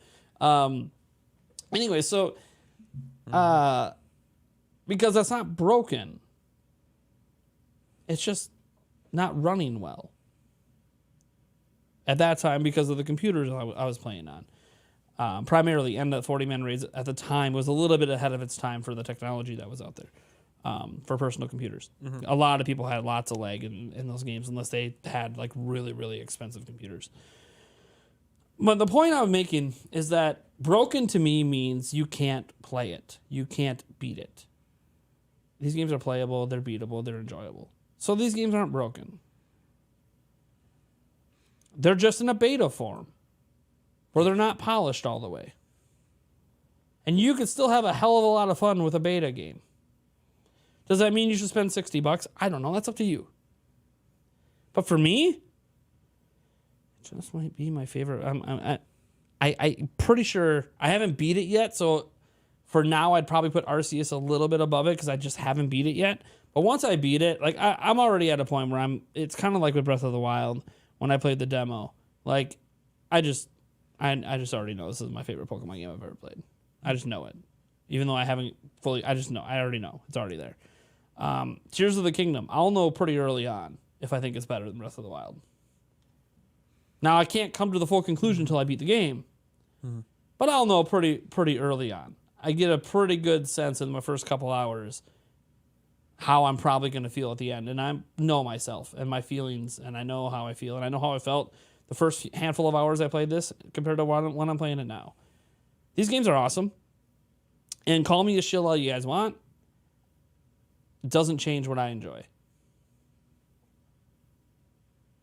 And I don't really make money off Pokemon anyways. Yeah, fair. I did 2 Pokemon launch streams. I think I made like $5. Like I don't make money covering Pokemon, all right?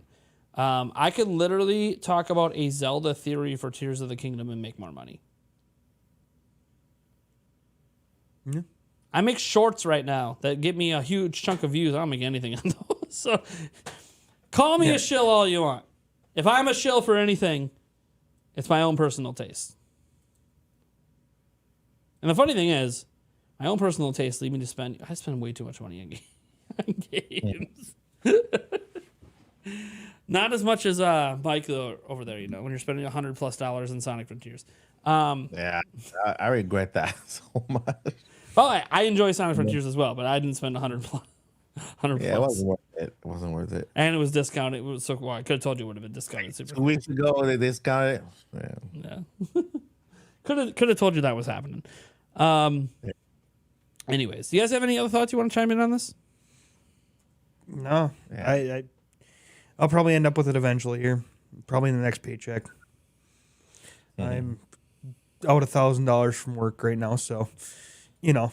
Is it hitting you back on that next one? Yeah. Okay. Yeah. Yeah. I was gonna say I know Yeah. his business trips. It's a payback situation. So Yep, I pay for it up front and then get paid back. So. I mean, it always feels nice when that check hits. Oh, it's like, oh, hello. Oh wait, half that money was already mine. Hello. Shit. Yeah, it's like, oh, a bonus. Oh Yeah. wait, Nope, that was already mine. That was already mine. But it still feels nice when you look at the bank and you're like, oh yeah, Yeah. there we right. go. Should have been there anyways. But Right. It feels like new money, not old money. Anyways, all right. Last thing to quickly get to tonight. We have the Game Awards tomorrow. Mm-hmm. I'll be Do we live have a streaming. bet? I'll be live streaming. Yeah, we got a bet. We have a whole bet thing on it. Yeah, we do. We know. I don't know if we figured out the punishment. I don't know if we Yeah, we sorted did. that. What is that again? The Oh yeah. losers- I don't know what it is. It's actually written down on the Yeah. on the document. Peach. Anyways, but so next week's podcast is when we'll revisit and see who won the betting special. Well, we'll know probably ahead of time based on what the bet is, since I'll have to communicate to people that lost or won what's going to happen. If we could somehow make it work for the next podcast or not. You know, we'll see. next one or the week after. Yeah, it might have to be the week after. It's all going to depend on I guess who won and who lost. Because, so, you know, if we got to get costumes or another whatever. But But we can still talk about. We can still go over the results next week either way. Like we won't make you Yeah. guys wait. We'll just plan the punishments for a future episode. Yeah. But yeah. So the Game Awards is tomorrow. I'm doing an event for it. I'm doing a Prime Gaming Fest event, guys. We are gonna have giveaways. Don't worry. I know I haven't sent out all the physical stuff from the last one. It's okay. We're not doing physical giveaways. These are just all digital codes. Partner with a bunch of different companies for them. So we'll be giving away AAA games, indie games, whole spectrum. We'll be giving away a bunch of different games, Nintendo games, stuff like that. So we'll have a bunch of giveaways during the event. We're going to be going live at noon Central Time, and probably be live for 12 hours. I have no idea. I don't know if it's going to go all the way to midnight. I have no idea when the Game Awards ends because we don't know. It's supposed to be shorter this year. We know when it starts. I'm going to have special guests coming on. Right now, the two I have scheduled, I believe. Well, I have Kat Bergeson is coming on. Nice. Andres Tell him hi for me. Restart said he's coming on, Tell him but hi then he for won't me. commit to a time till tomorrow, which is a problem since the schedule's already done. So sure. He'll probably end up making me redo the schedule. Yeah. And I think we're gonna have Mike come on as well. I believe I talked about 5 o'clock Central Time, but I'm not sure if we locked that in yet. 5 o'clock. No, that's 5 o'clock Eastern time. That's 6 o'clock your time. I know. That's the time I was locking you in on my side. Yeah. Or wait, Yeah. maybe it was 4 o'clock. Yeah. I gotta 5 o'clock go Eastern, back and 4 look at our o'clock messages. Yeah. Or I could just bring up the schedule. I know I wrote it on the schedule correctly because I was gonna have you come on for an hour, but whatever. Yeah. We'll see what happens. Anyways, those two are locked in for sure. Game over. Jesse's supposed to come on. He was in I chat saw him earlier. in the chat Yeah, right? earlier. Yeah. Jesse, who hasn't responded to any DMs on any platform that I can contact you on. So I don't know how I'm supposed to get you Still to here, show up when I technically. can't get you to actually respond and lock in a time. You committed to come, and it's kind of typical that you might commit to come. We might even lock in a time right now in the chat during the podcast, and I still have no way to really get a hold of you to make you show up. So, so I guess we'll see. I'll have a backup plan if you end up scheduling a time just in case you don't show up. And I reached out to a few other people who didn't respond yet, like Sumro Nation and stuff like that. But I think he's pretty sure he's busy right now. But that's okay. It's just a one-day event, and we already have more people showing up to guests than we did any single day of Prime Gaming Fest itself. So we got a pretty packed show.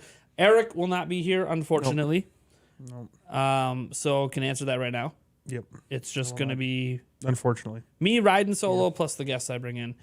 But we will have fun. The Death Wheel's coming back for every $100 worth of super chats we get. Spin the Death Wheel. Obviously, I'm the only one that gets punished, so please be kind. I appreciate all the super chats and everything, but please be kind. Maybe I'll be nice and count gifted memberships in as well. It's all the same. So, anyways, so yeah, please be kind. That's all I can say. Please be kind, because like there's some pretty punishing things on the Death Wheel. So that'll be fun. That's why it's called the Death Wheel. But we'll also have a trivia.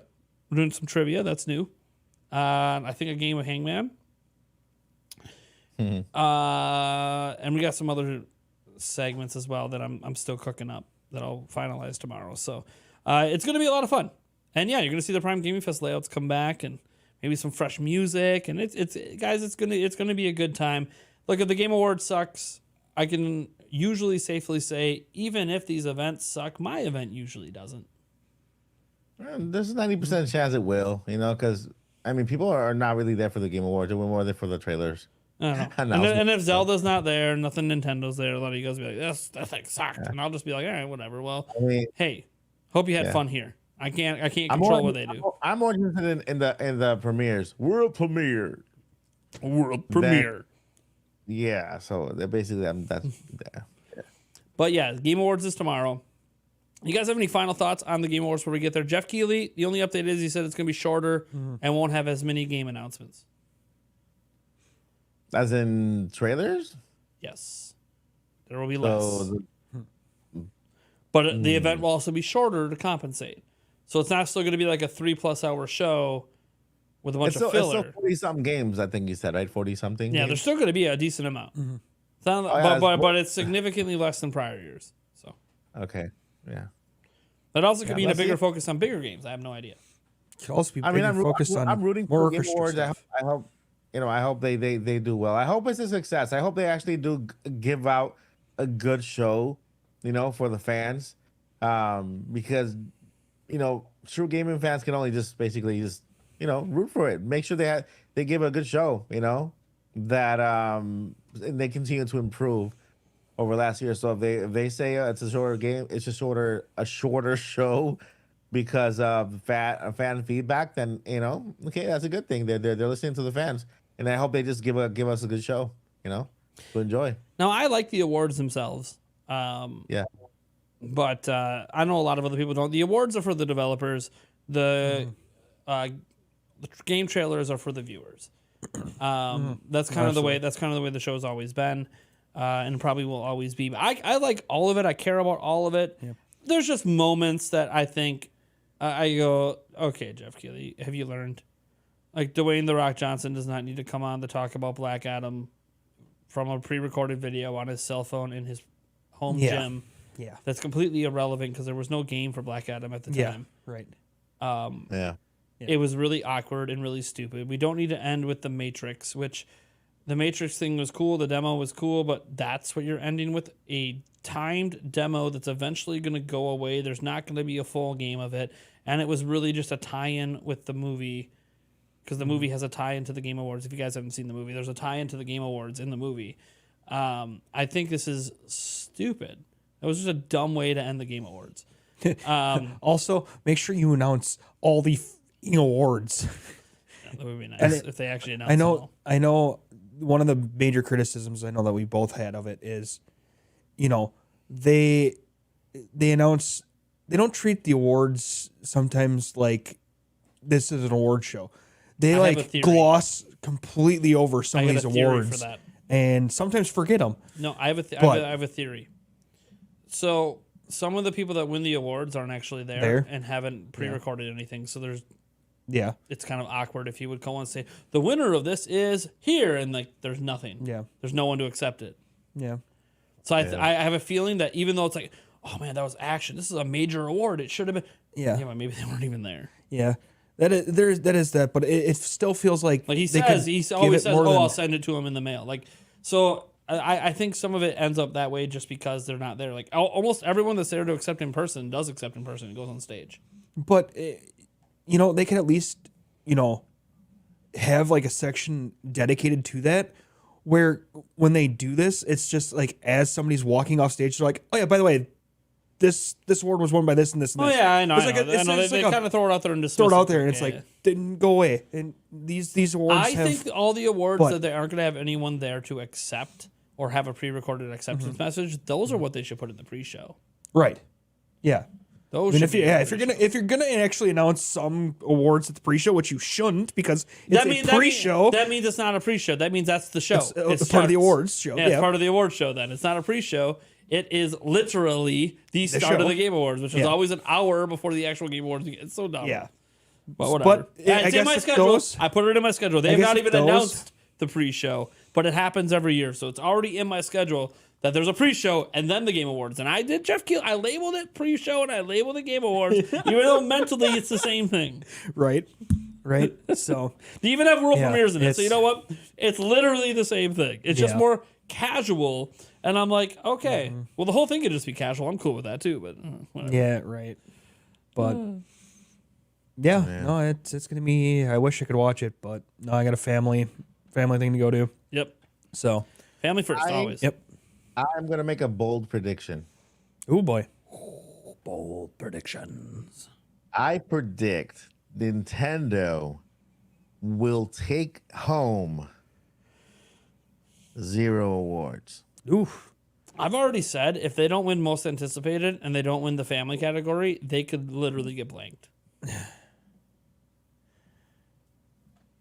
I've seen the categories that their other games are in. Well, I don't think they're winning those you know what? categories. I can't say that because there's an entire award. The family friendly award is all Nintendo games. So No. I can't One of them isn't. really- No, one of I them's mean- not. One of them's not.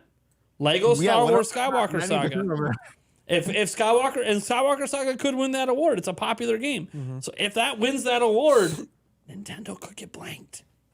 Okay, so yeah, so that's basically the chance that Nintendo has of winning an award there. And I it's more based on popularity than anything else. You know, I mean, it's the new what is that? The new smell, the new car smell. The new car Nowhere. smell. Shimmerly. But yeah, man, it's gonna be a massacre. Yeah, probably will be. I'm looking forward to E3 2023. I will be. Yeah. So here's one thing that concerns me. They have a good company running it. Mm-hmm. What did that company say we would know before the end of this year? The registrations or Yep. So registrations, which they announced a little bit on it, but it's not launched yet. And they also said we would know the companies attending E3. And we are almost to the end of the year, and we have no confirmations. We still have a few weeks. Yeah, but we still have no confirmations of any of the companies there. Yeah. And there are certain companies, Nintendo, that you think would get commitments super early. You'd figure. So if Nintendo's not there and PlayStation didn't come back, and Xbox decides we don't need to be there because we're just going to be in our own theater anyway, screw you guys. I'm not so sure. Like, it gets to the point if there's no announcements by the end of the year that I'm wondering if ReedPop is realizing they might have to cancel the whole event. Nah, I think we're gonna get everything before January. I mean, there's still a couple weeks. So Before January, We're in the 31st, holiday we'll know season everything. now. Companies don't like talking during the holidays. yeah. Yeah, But Before what a January better Christmas 31st, we'll know present than to everything. find out what's going on at E3. Yeah. I think January is the month where we're gonna know everything about E3, like everything. Set up the E3. The I'm going to predict Hype. in April they announce that E3 isn't happening. I think it's happening. It's too big of a company to just announce something is happening. They just drop it at last minute. It's not, but they it's have- not last minute. They're right now. There is nothing actually announced. You can't sign up to go. There's no exhibitors announced. There's literally nothing. Media's not out. Fans aren't out. You can't buy tickets. There's nothing. They have a date that's publicly announced, and that's it. Yeah. So, that this is one of those things that it's like we don't actually.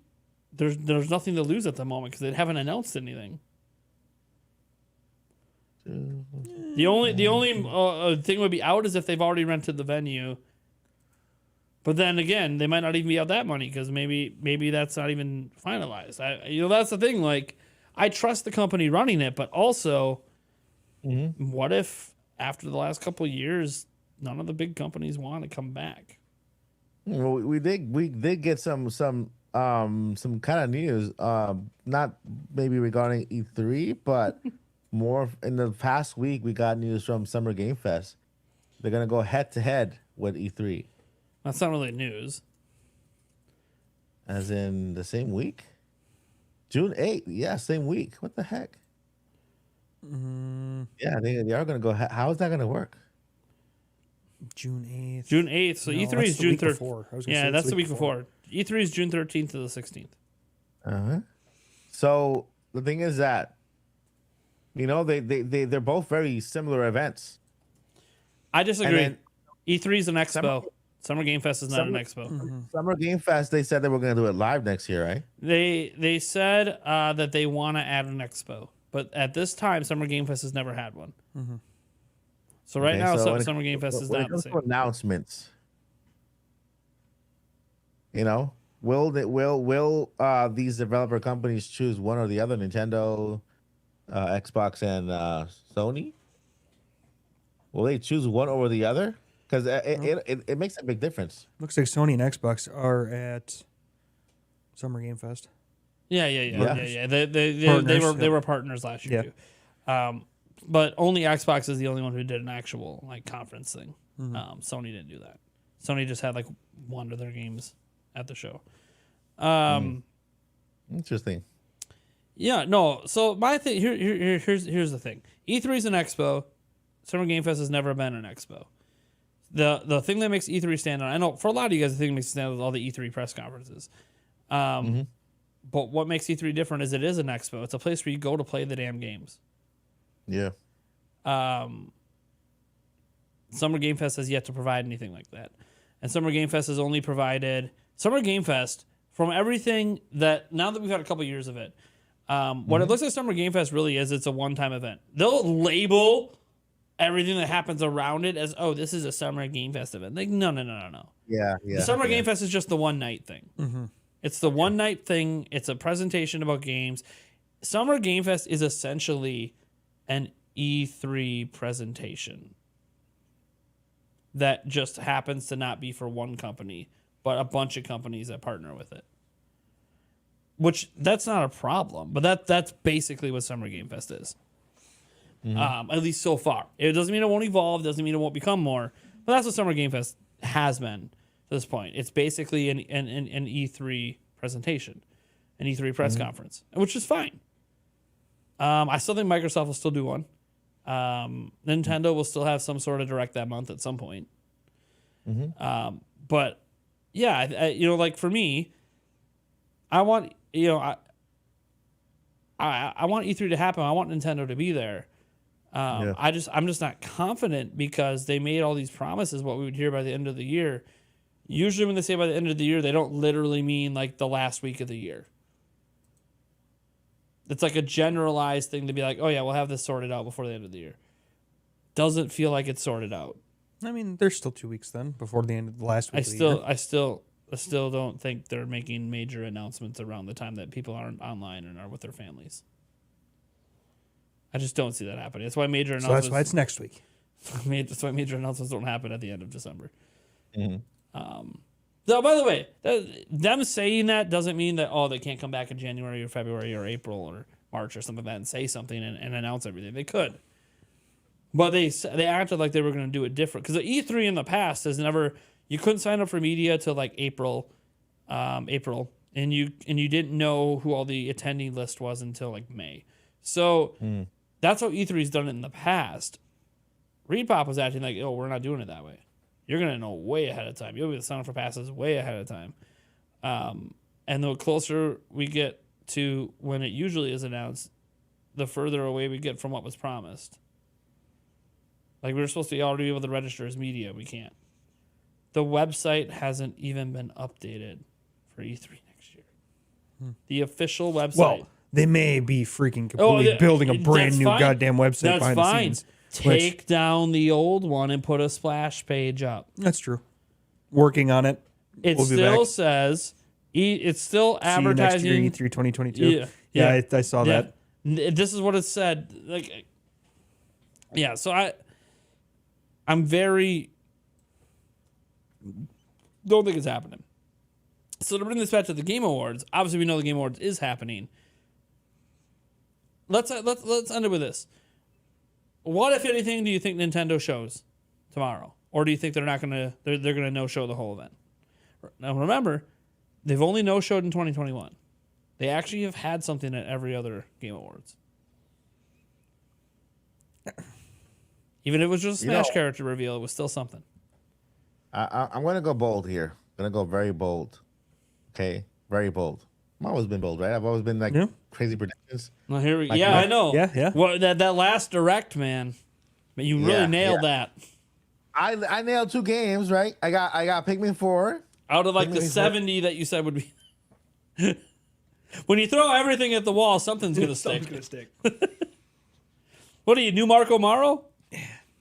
He just acted like we're getting Prime HD announced tomorrow. So. Hey. All right, so we are getting a Zelda trailer. Okay, a Zelda trailer.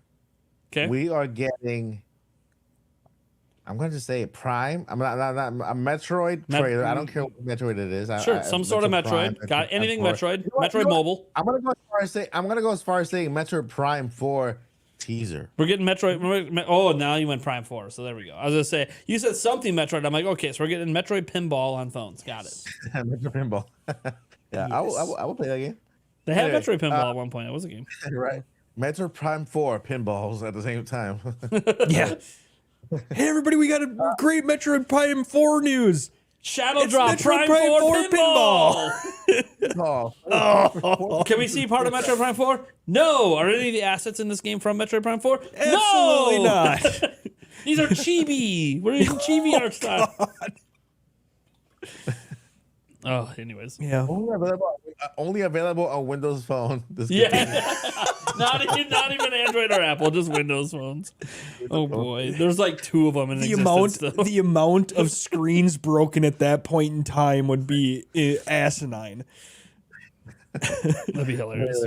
So Metroid Prime 4, and then my third, I got 3. And then this is like so completely dumb, but I'm gonna say anyway just for fun of it. Yeah. That brand new 2D Mario game. There you go. That rumored 2D Mario game to go along with that. Because I feel if there is a 2D Mario game coming, I think it's connected to the movie somehow, somewhere, because it's coincidental, So yeah, I don't want to see a trailer for the movie. I really don't want to see another trailer for the movie.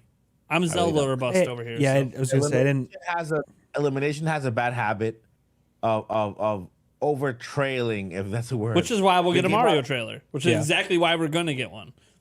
Yeah, too many trailers, and then they end up giving all the jokes out. Jokes out. I remember watching Despicable Me 3.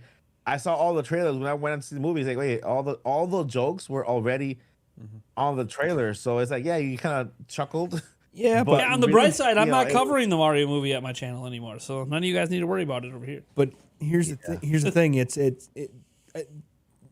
Illumination with their own stuff will go overboard with the thing. Nintendo has probably some. I'm guessing Nintendo has some say on whether or not they can put out another. I don't know that Nintendo cares because they look at Illumination and go, oh, all your Minion and Despicable Me ones make like $1 billion.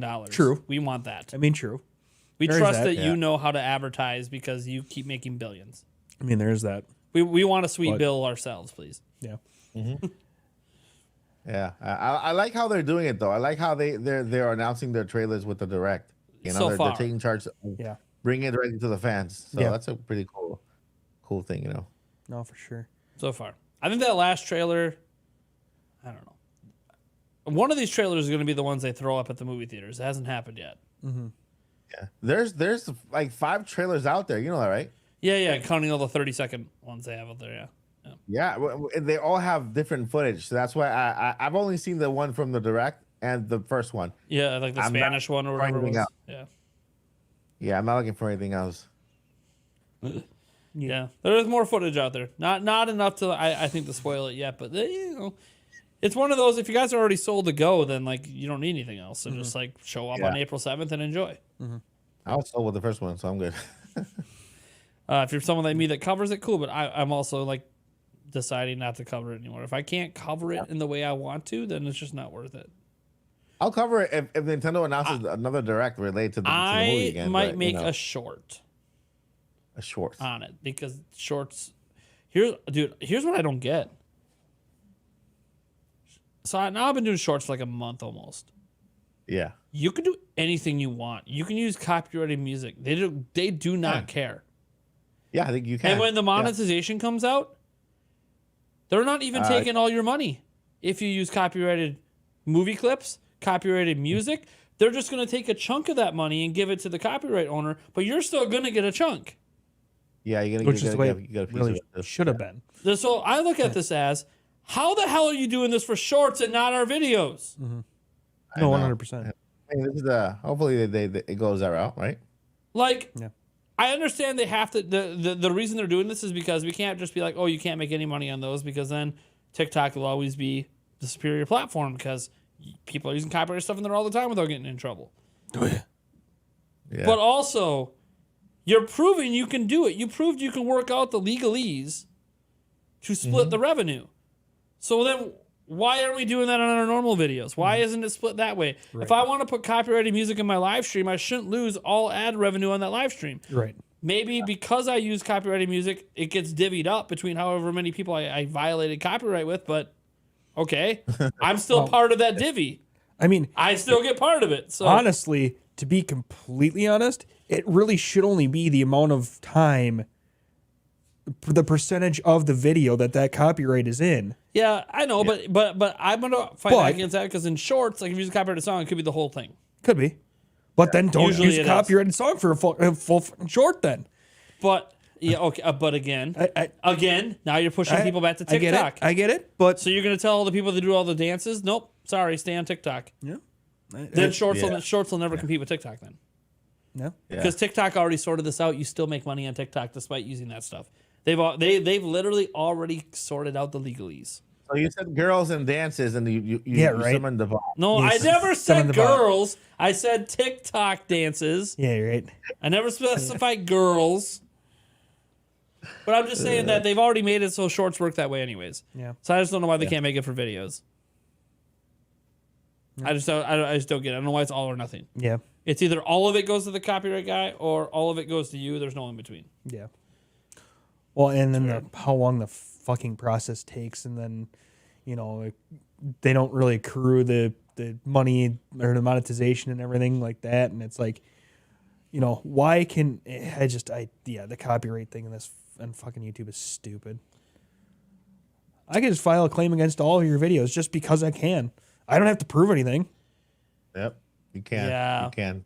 Yeah, I wish. And the thing is, like, even if they discover who you are, like, because you're supposed to get in trouble for making false claims. Mm-hmm. Well, people don't use their main accounts for that. They use throwaway accounts. Oh yeah, for sure. So like, who cares? Oh, you banned that account. Yeah, that don't mean anything. Guess what? I can spin up another freaking like, web. it's free to make new email ones, and which is 2 fine. seconds. That I don't want it to not be free to make accounts. It's just, it shouldn't work that way. In order to submit the claim, you should have to provide actual proof of copyright ownership attached to your account. Right. So as an example, if I used a song from, I don't know, Jason Derulo or something, like I'm trying to think of someone who works with Vivo, and Vivo wants to make a copyright claim, that the account that filed the claim needs to be the same account that owns the rights. Mm-hmm. You know what I mean? Like it shouldn't just be anyone. Well, I mean, because at least then you can go click on the Vivo account. You can see all their sub accounts underneath their network and see, oh, that song's on one of their sub accounts in the network. They do own the copyright. This is a legit claim. Mm-hmm. Versus random Joe Smo that put Jason Derulo as his profile picture, makes a claim, has no videos, no content even attached to the account related to the claim, and we're going to count that the same as a company claim. Right. Well, and I know, like, every time you play the DuckTales song on the podcast channel, it gets claimed. But I actually did some digging on that one, and yes, the people who claim it are do have a version of the song, but not that version that you're using. Yeah, it doesn't matter. It's a fan created version, so it doesn't matter. The person who made that version didn't have the right to make that version. Uh-huh. Yeah, but the person who's claiming it doesn't have the right to claim it. It doesn't. You can't. No. Okay, if the person who claimed it, if that's the original version of the song, they do have the right. Listen, if I take my guitar and I start playing a song that's already copyrighted and start singing it, even if it's me playing you can't do karaoke and all those. I get it. You can't even do a cappella anymore on here unless you're just willing to accept you're not making any money. But no, those people are not the originators of the song. Who are the originators? I don't know. I mean, it's a freaking band from recent. I guarantee you, it's not an originator of the song. But they might have bought the rights to use it. Yeah, but just because you have rights to use it doesn't mean you own the rights to the song. You just have rights to use it. I know, but I just know the version I'm using literally was just a fan made version. I realize that, but that's not the version that the people who are claiming it is. I don't really care about that. I find it funny that when I play it on the podcast channel, it gets claimed, and when I play it on my main channel, it doesn't. Yeah, Which, right. by the way, this podcast is live on the main channel. I'm sure you guys have noticed by now. Maybe some of you guys haven't. Hi, main channel. Hi, main channel. It's not live on the Hi, main podcast channel. I'm in a bit of restructuring. YouTube changed again. They're 'Cause always changing. They're always changing. But they have no Notifications. But they have no control over the algorithm. Notifications for live streams are no longer the same as notifications for videos, which are also no longer the same as notifications for shorts. Which now means none of the content is supposed to hurt the other content. Supposedly. Which means I don't necessarily need to separate everything. Now, that doesn't mean I don't want to have a second channel. So I might finally start doing something that I used to do ages ago and actually make clips. And start using that other channel as a clip channel that takes individual topics or certain segments. Like in here, we had 3 topics today, but I can probably sift through here and find 4 or 5 different things we talked about and make like a 10-minute clip and throw that up over there. If people are interested in that. I'm not going to do it on this channel. I thought about it on this channel. Like it would only happen on this channel if it was like I'm going to be gone for like the next week, so I just need some content, right?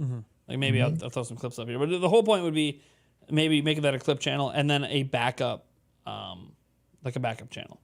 Like let's say I've had a day where I've been particularly busy at the channel, right? I got 3 videos out, a couple shorts. I did a live stream earlier in the day because something major happened. I just needed to get it out. And before you know, it's like, oh man, I put like 6 things on the channel today. I probably shouldn't do tonight's live stream. Then let's go to the other channel. But yeah, I think that might be how I treat it. I don't know. You guys tell me. Tell me on the Discord server because we're gonna probably wrap up this show. A while ago, you saying this, I am too ghetto, you were wrong. It did hurt. So. Oh, that's because it did hurt, and I Yeah. have the stats to show it. Right. I had all the evidence proving that it didn't matter what YouTube said; it mattered what was actually happening. Right. And what was actually Having a happening second is channel was beneficial at that time. The live streams were hurting the views. Days I didn't live stream, views were higher. Every time I did live stream, views would just stop. And you could see it. Stream starts, the views are going like this. Oop, flat line. It would just stop. Doesn't do that anymore. But that's what it was doing at the time. It doesn't? Yeah. Okay, fair enough. Fair enough. Okay, so I'm probably gonna start live streaming then. Yeah. Yep, doesn't hurt it anymore. Yeah, that's all. Also, shorts are evergreen, as I'm finding out now. Right. Now that I've been doing it long enough, my old shorts are like getting new spikes. So Nice. cool. Sorry, I am too ghetto. I don't mean to actually call I you have out. a short that crossed 100K. A while is a relative term. So Oh, a while is a relative term. You're right. Anyways, a while could be 3 weeks, so- 2 weeks, 1 week, whatever. So we're still going to use I'm still going to use the second channel. I'm probably going to do some clips over there, and we're going to just kind of. Does that mean I gotta fucking migrate the goddamn podcast back to the main channel? No. Don't worry about migrating the podcast. Okay. I'm not going to worry about that. So are we still What migrating I'm gonna everything back do- to the other channel? No. We're not going to worry about migrating episodes back and forth. That was one thing that was a pain back when we did it on this channel and brought them over there. I mean, It's whatever. But what I'm going to be doing with the podcast moving forward is I'm going to be adding all the episodes that are over there from to the playlist over here, and the playlist is going to be on the main channel. So that playlist will always be up to date, and you can go through that playlist and find all the episodes instead of migrating them back and forth like that. And then we'll just have clips over there, and then it'll also just be a backup channel. Like let's just say, God, I want to get a 5th piece of content out today, but God, that's way too many. Well, maybe I just throw it up at that channel and say screw it.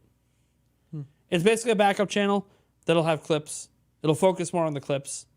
I originally, at the time that I made this decision, thought, oh, maybe I'll make that the shorts channel. No. No. Because shorts don't hurt anything. yeah. So, like, there's no reason to, like, take the shorts away from the channel. Like, YouTube is figuring it out. They're figuring things out slowly, how to have all these different types of content and have them not hurt each other. They're getting there, guys. Slowly. Yay. But they're getting there. And remember, they don't have control over the algorithm at all. Not that it's not that they don't have control. It's that people apparently look at the algorithm incorrectly. Not about the channels, it's about the people watching. Okay, I don't know. All I know is what happens on my end, and that's all I can show you. So I have no idea. And like, because when as a content creator, I don't look at things anymore as a viewer. Mm-hmm. Like, I don't know why some channels I was watching all the time suddenly vanished from my timeline. I have no idea. Yeah, right. Mm-hmm. Because I vanished for a week or didn't watch their most recent video. Right. I don't know why the algorithm decided suddenly like Thoughty 2 videos shouldn't be in my timeline anymore, even though I watch like all of them I used to, and then I haven't seen any now for like 2 months. I don't know why. Yeah. Well, or I get these random suggested ones, and it's like, No, the suggested ones are fine because they're trying to introduce you to other content creators. That's fine. My suggested ones are nothing like anything that I watch.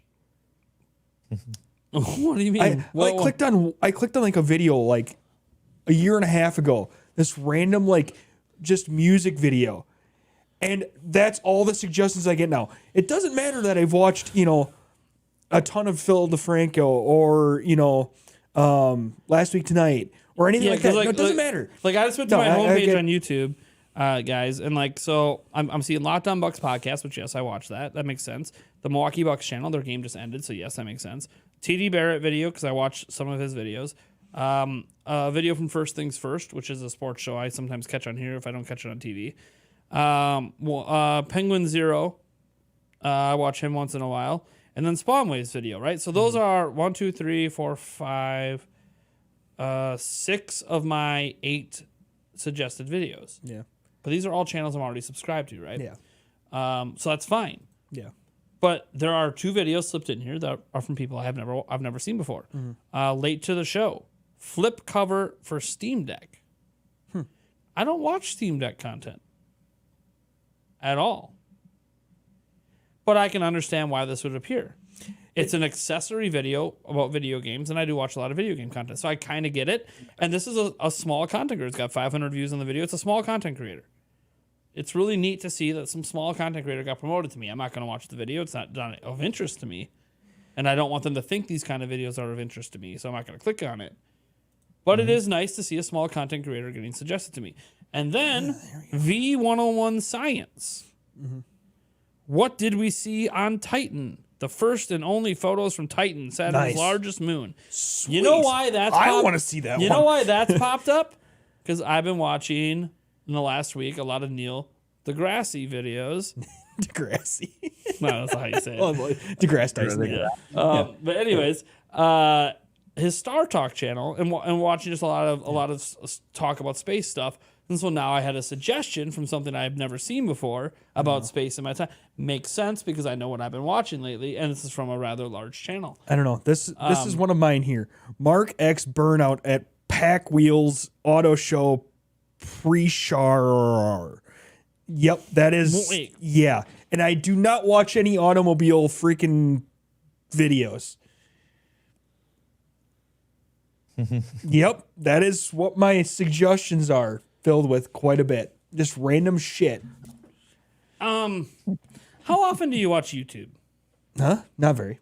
That's probably why. Yeah, but it still. doesn't know what to suggest to you because you're not on YouTube enough. So here's what they're trying to do. This is the thing. You're not on YouTube. You're not watching YouTube a lot. Yeah. So here's what they're having a problem with you. Yeah. Actually, they're trying to figure out how to keep you on YouTube. What are you talking about? I'm on it. Actually, I'm on it every day. I'm watching a lot of us in the background and Game Grumps. But that's it. So, at least I know I'm interested in gaming. Did our audio go out? I don't know. Oh wait, no, it didn't. I don't know. Something went weird there with it though. But no, I hear you. Not interested. Go away. I hear you, but also when you're on YouTube, you only need Nintendo Prime. Well, sorry, Mike. Mike. Mike's the backup. Hey, Mike comes across my screen too because it's all Mike's podcast in the background. I don't actually think I'm that good at YouTube, but I'm glad that you guys enjoy it. Hopefully you guys enjoyed the show. You guys should go check out Mike Odyssey. We have him tagged down in the description if you guys want to click on it. Take you right to his channel. Go ahead and subscribe. He's quickly approaching. He's got his giveaway event coming up. What do you call that again on the 17th? What's that called? December 17th. I don't really have a name for it. I'm just like, you know what? Just a giveaway. That's it. You had a name for it last year, but I don't remember. Super duper awesome, crazy Christmas giveaway this time. Yeah. Okay. I just named it. So basically, yeah, we have some giveaways here. I think I have it's gonna be all digital except One thing for the tradition of every year, which by the way, pretty cool. This right here. So because they keep bringing the same bundle every year, gotta give it away every year. But yeah, this is basically what they did different is that this is the OLED box and in a different design. So so whoever wins it gets a really cool It's pink instead of really blue. Cool box.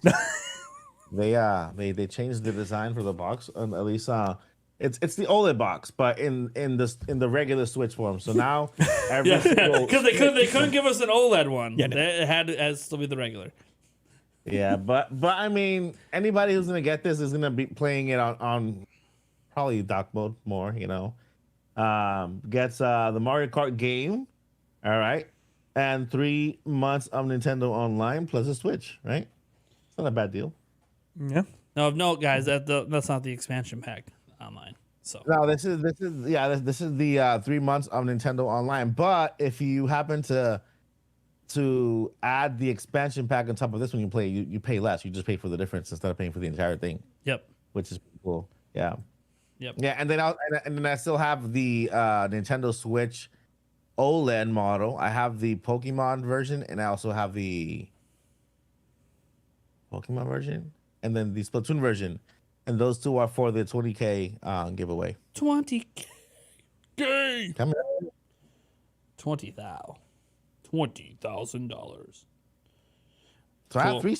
I actually have 3 Switch going on here. 3 Nintendo Switch giveaway. Hell yeah. This one, and then the other 2. Nice. Yeah. So it's happening. It's happening. All right. That being said, before we sign out, I want to remind you guys that our channel is sponsored by eWin Racing. Got some chairs here. You guys have a link down in the description as well as pinned in the chat for the live. If you guys want to check it out, we got discount code 20% off Nintendo Prime. And I think that's going to do it. You guys can subscribe to the channel. Hopefully listen to the audio versions. I know I've been lazy about it since Eric took off for the last month. I'll do something about it. Oh, the audio version I have not been up. Oh, yeah. Hey, by the way. I don't have an excuse. I'm full time now. I don't have an excuse Yeah, not to spend time doing it. But I'm sorry to our audio listeners that are going to get spammed with like 7 episodes at once. It happens. You're All welcome. right? Just be welcome. glad that you have your entire holidays worth of listening coming your way. All right, guys. We'll catch you next week. Same time next week. Peace out. Later. Same back.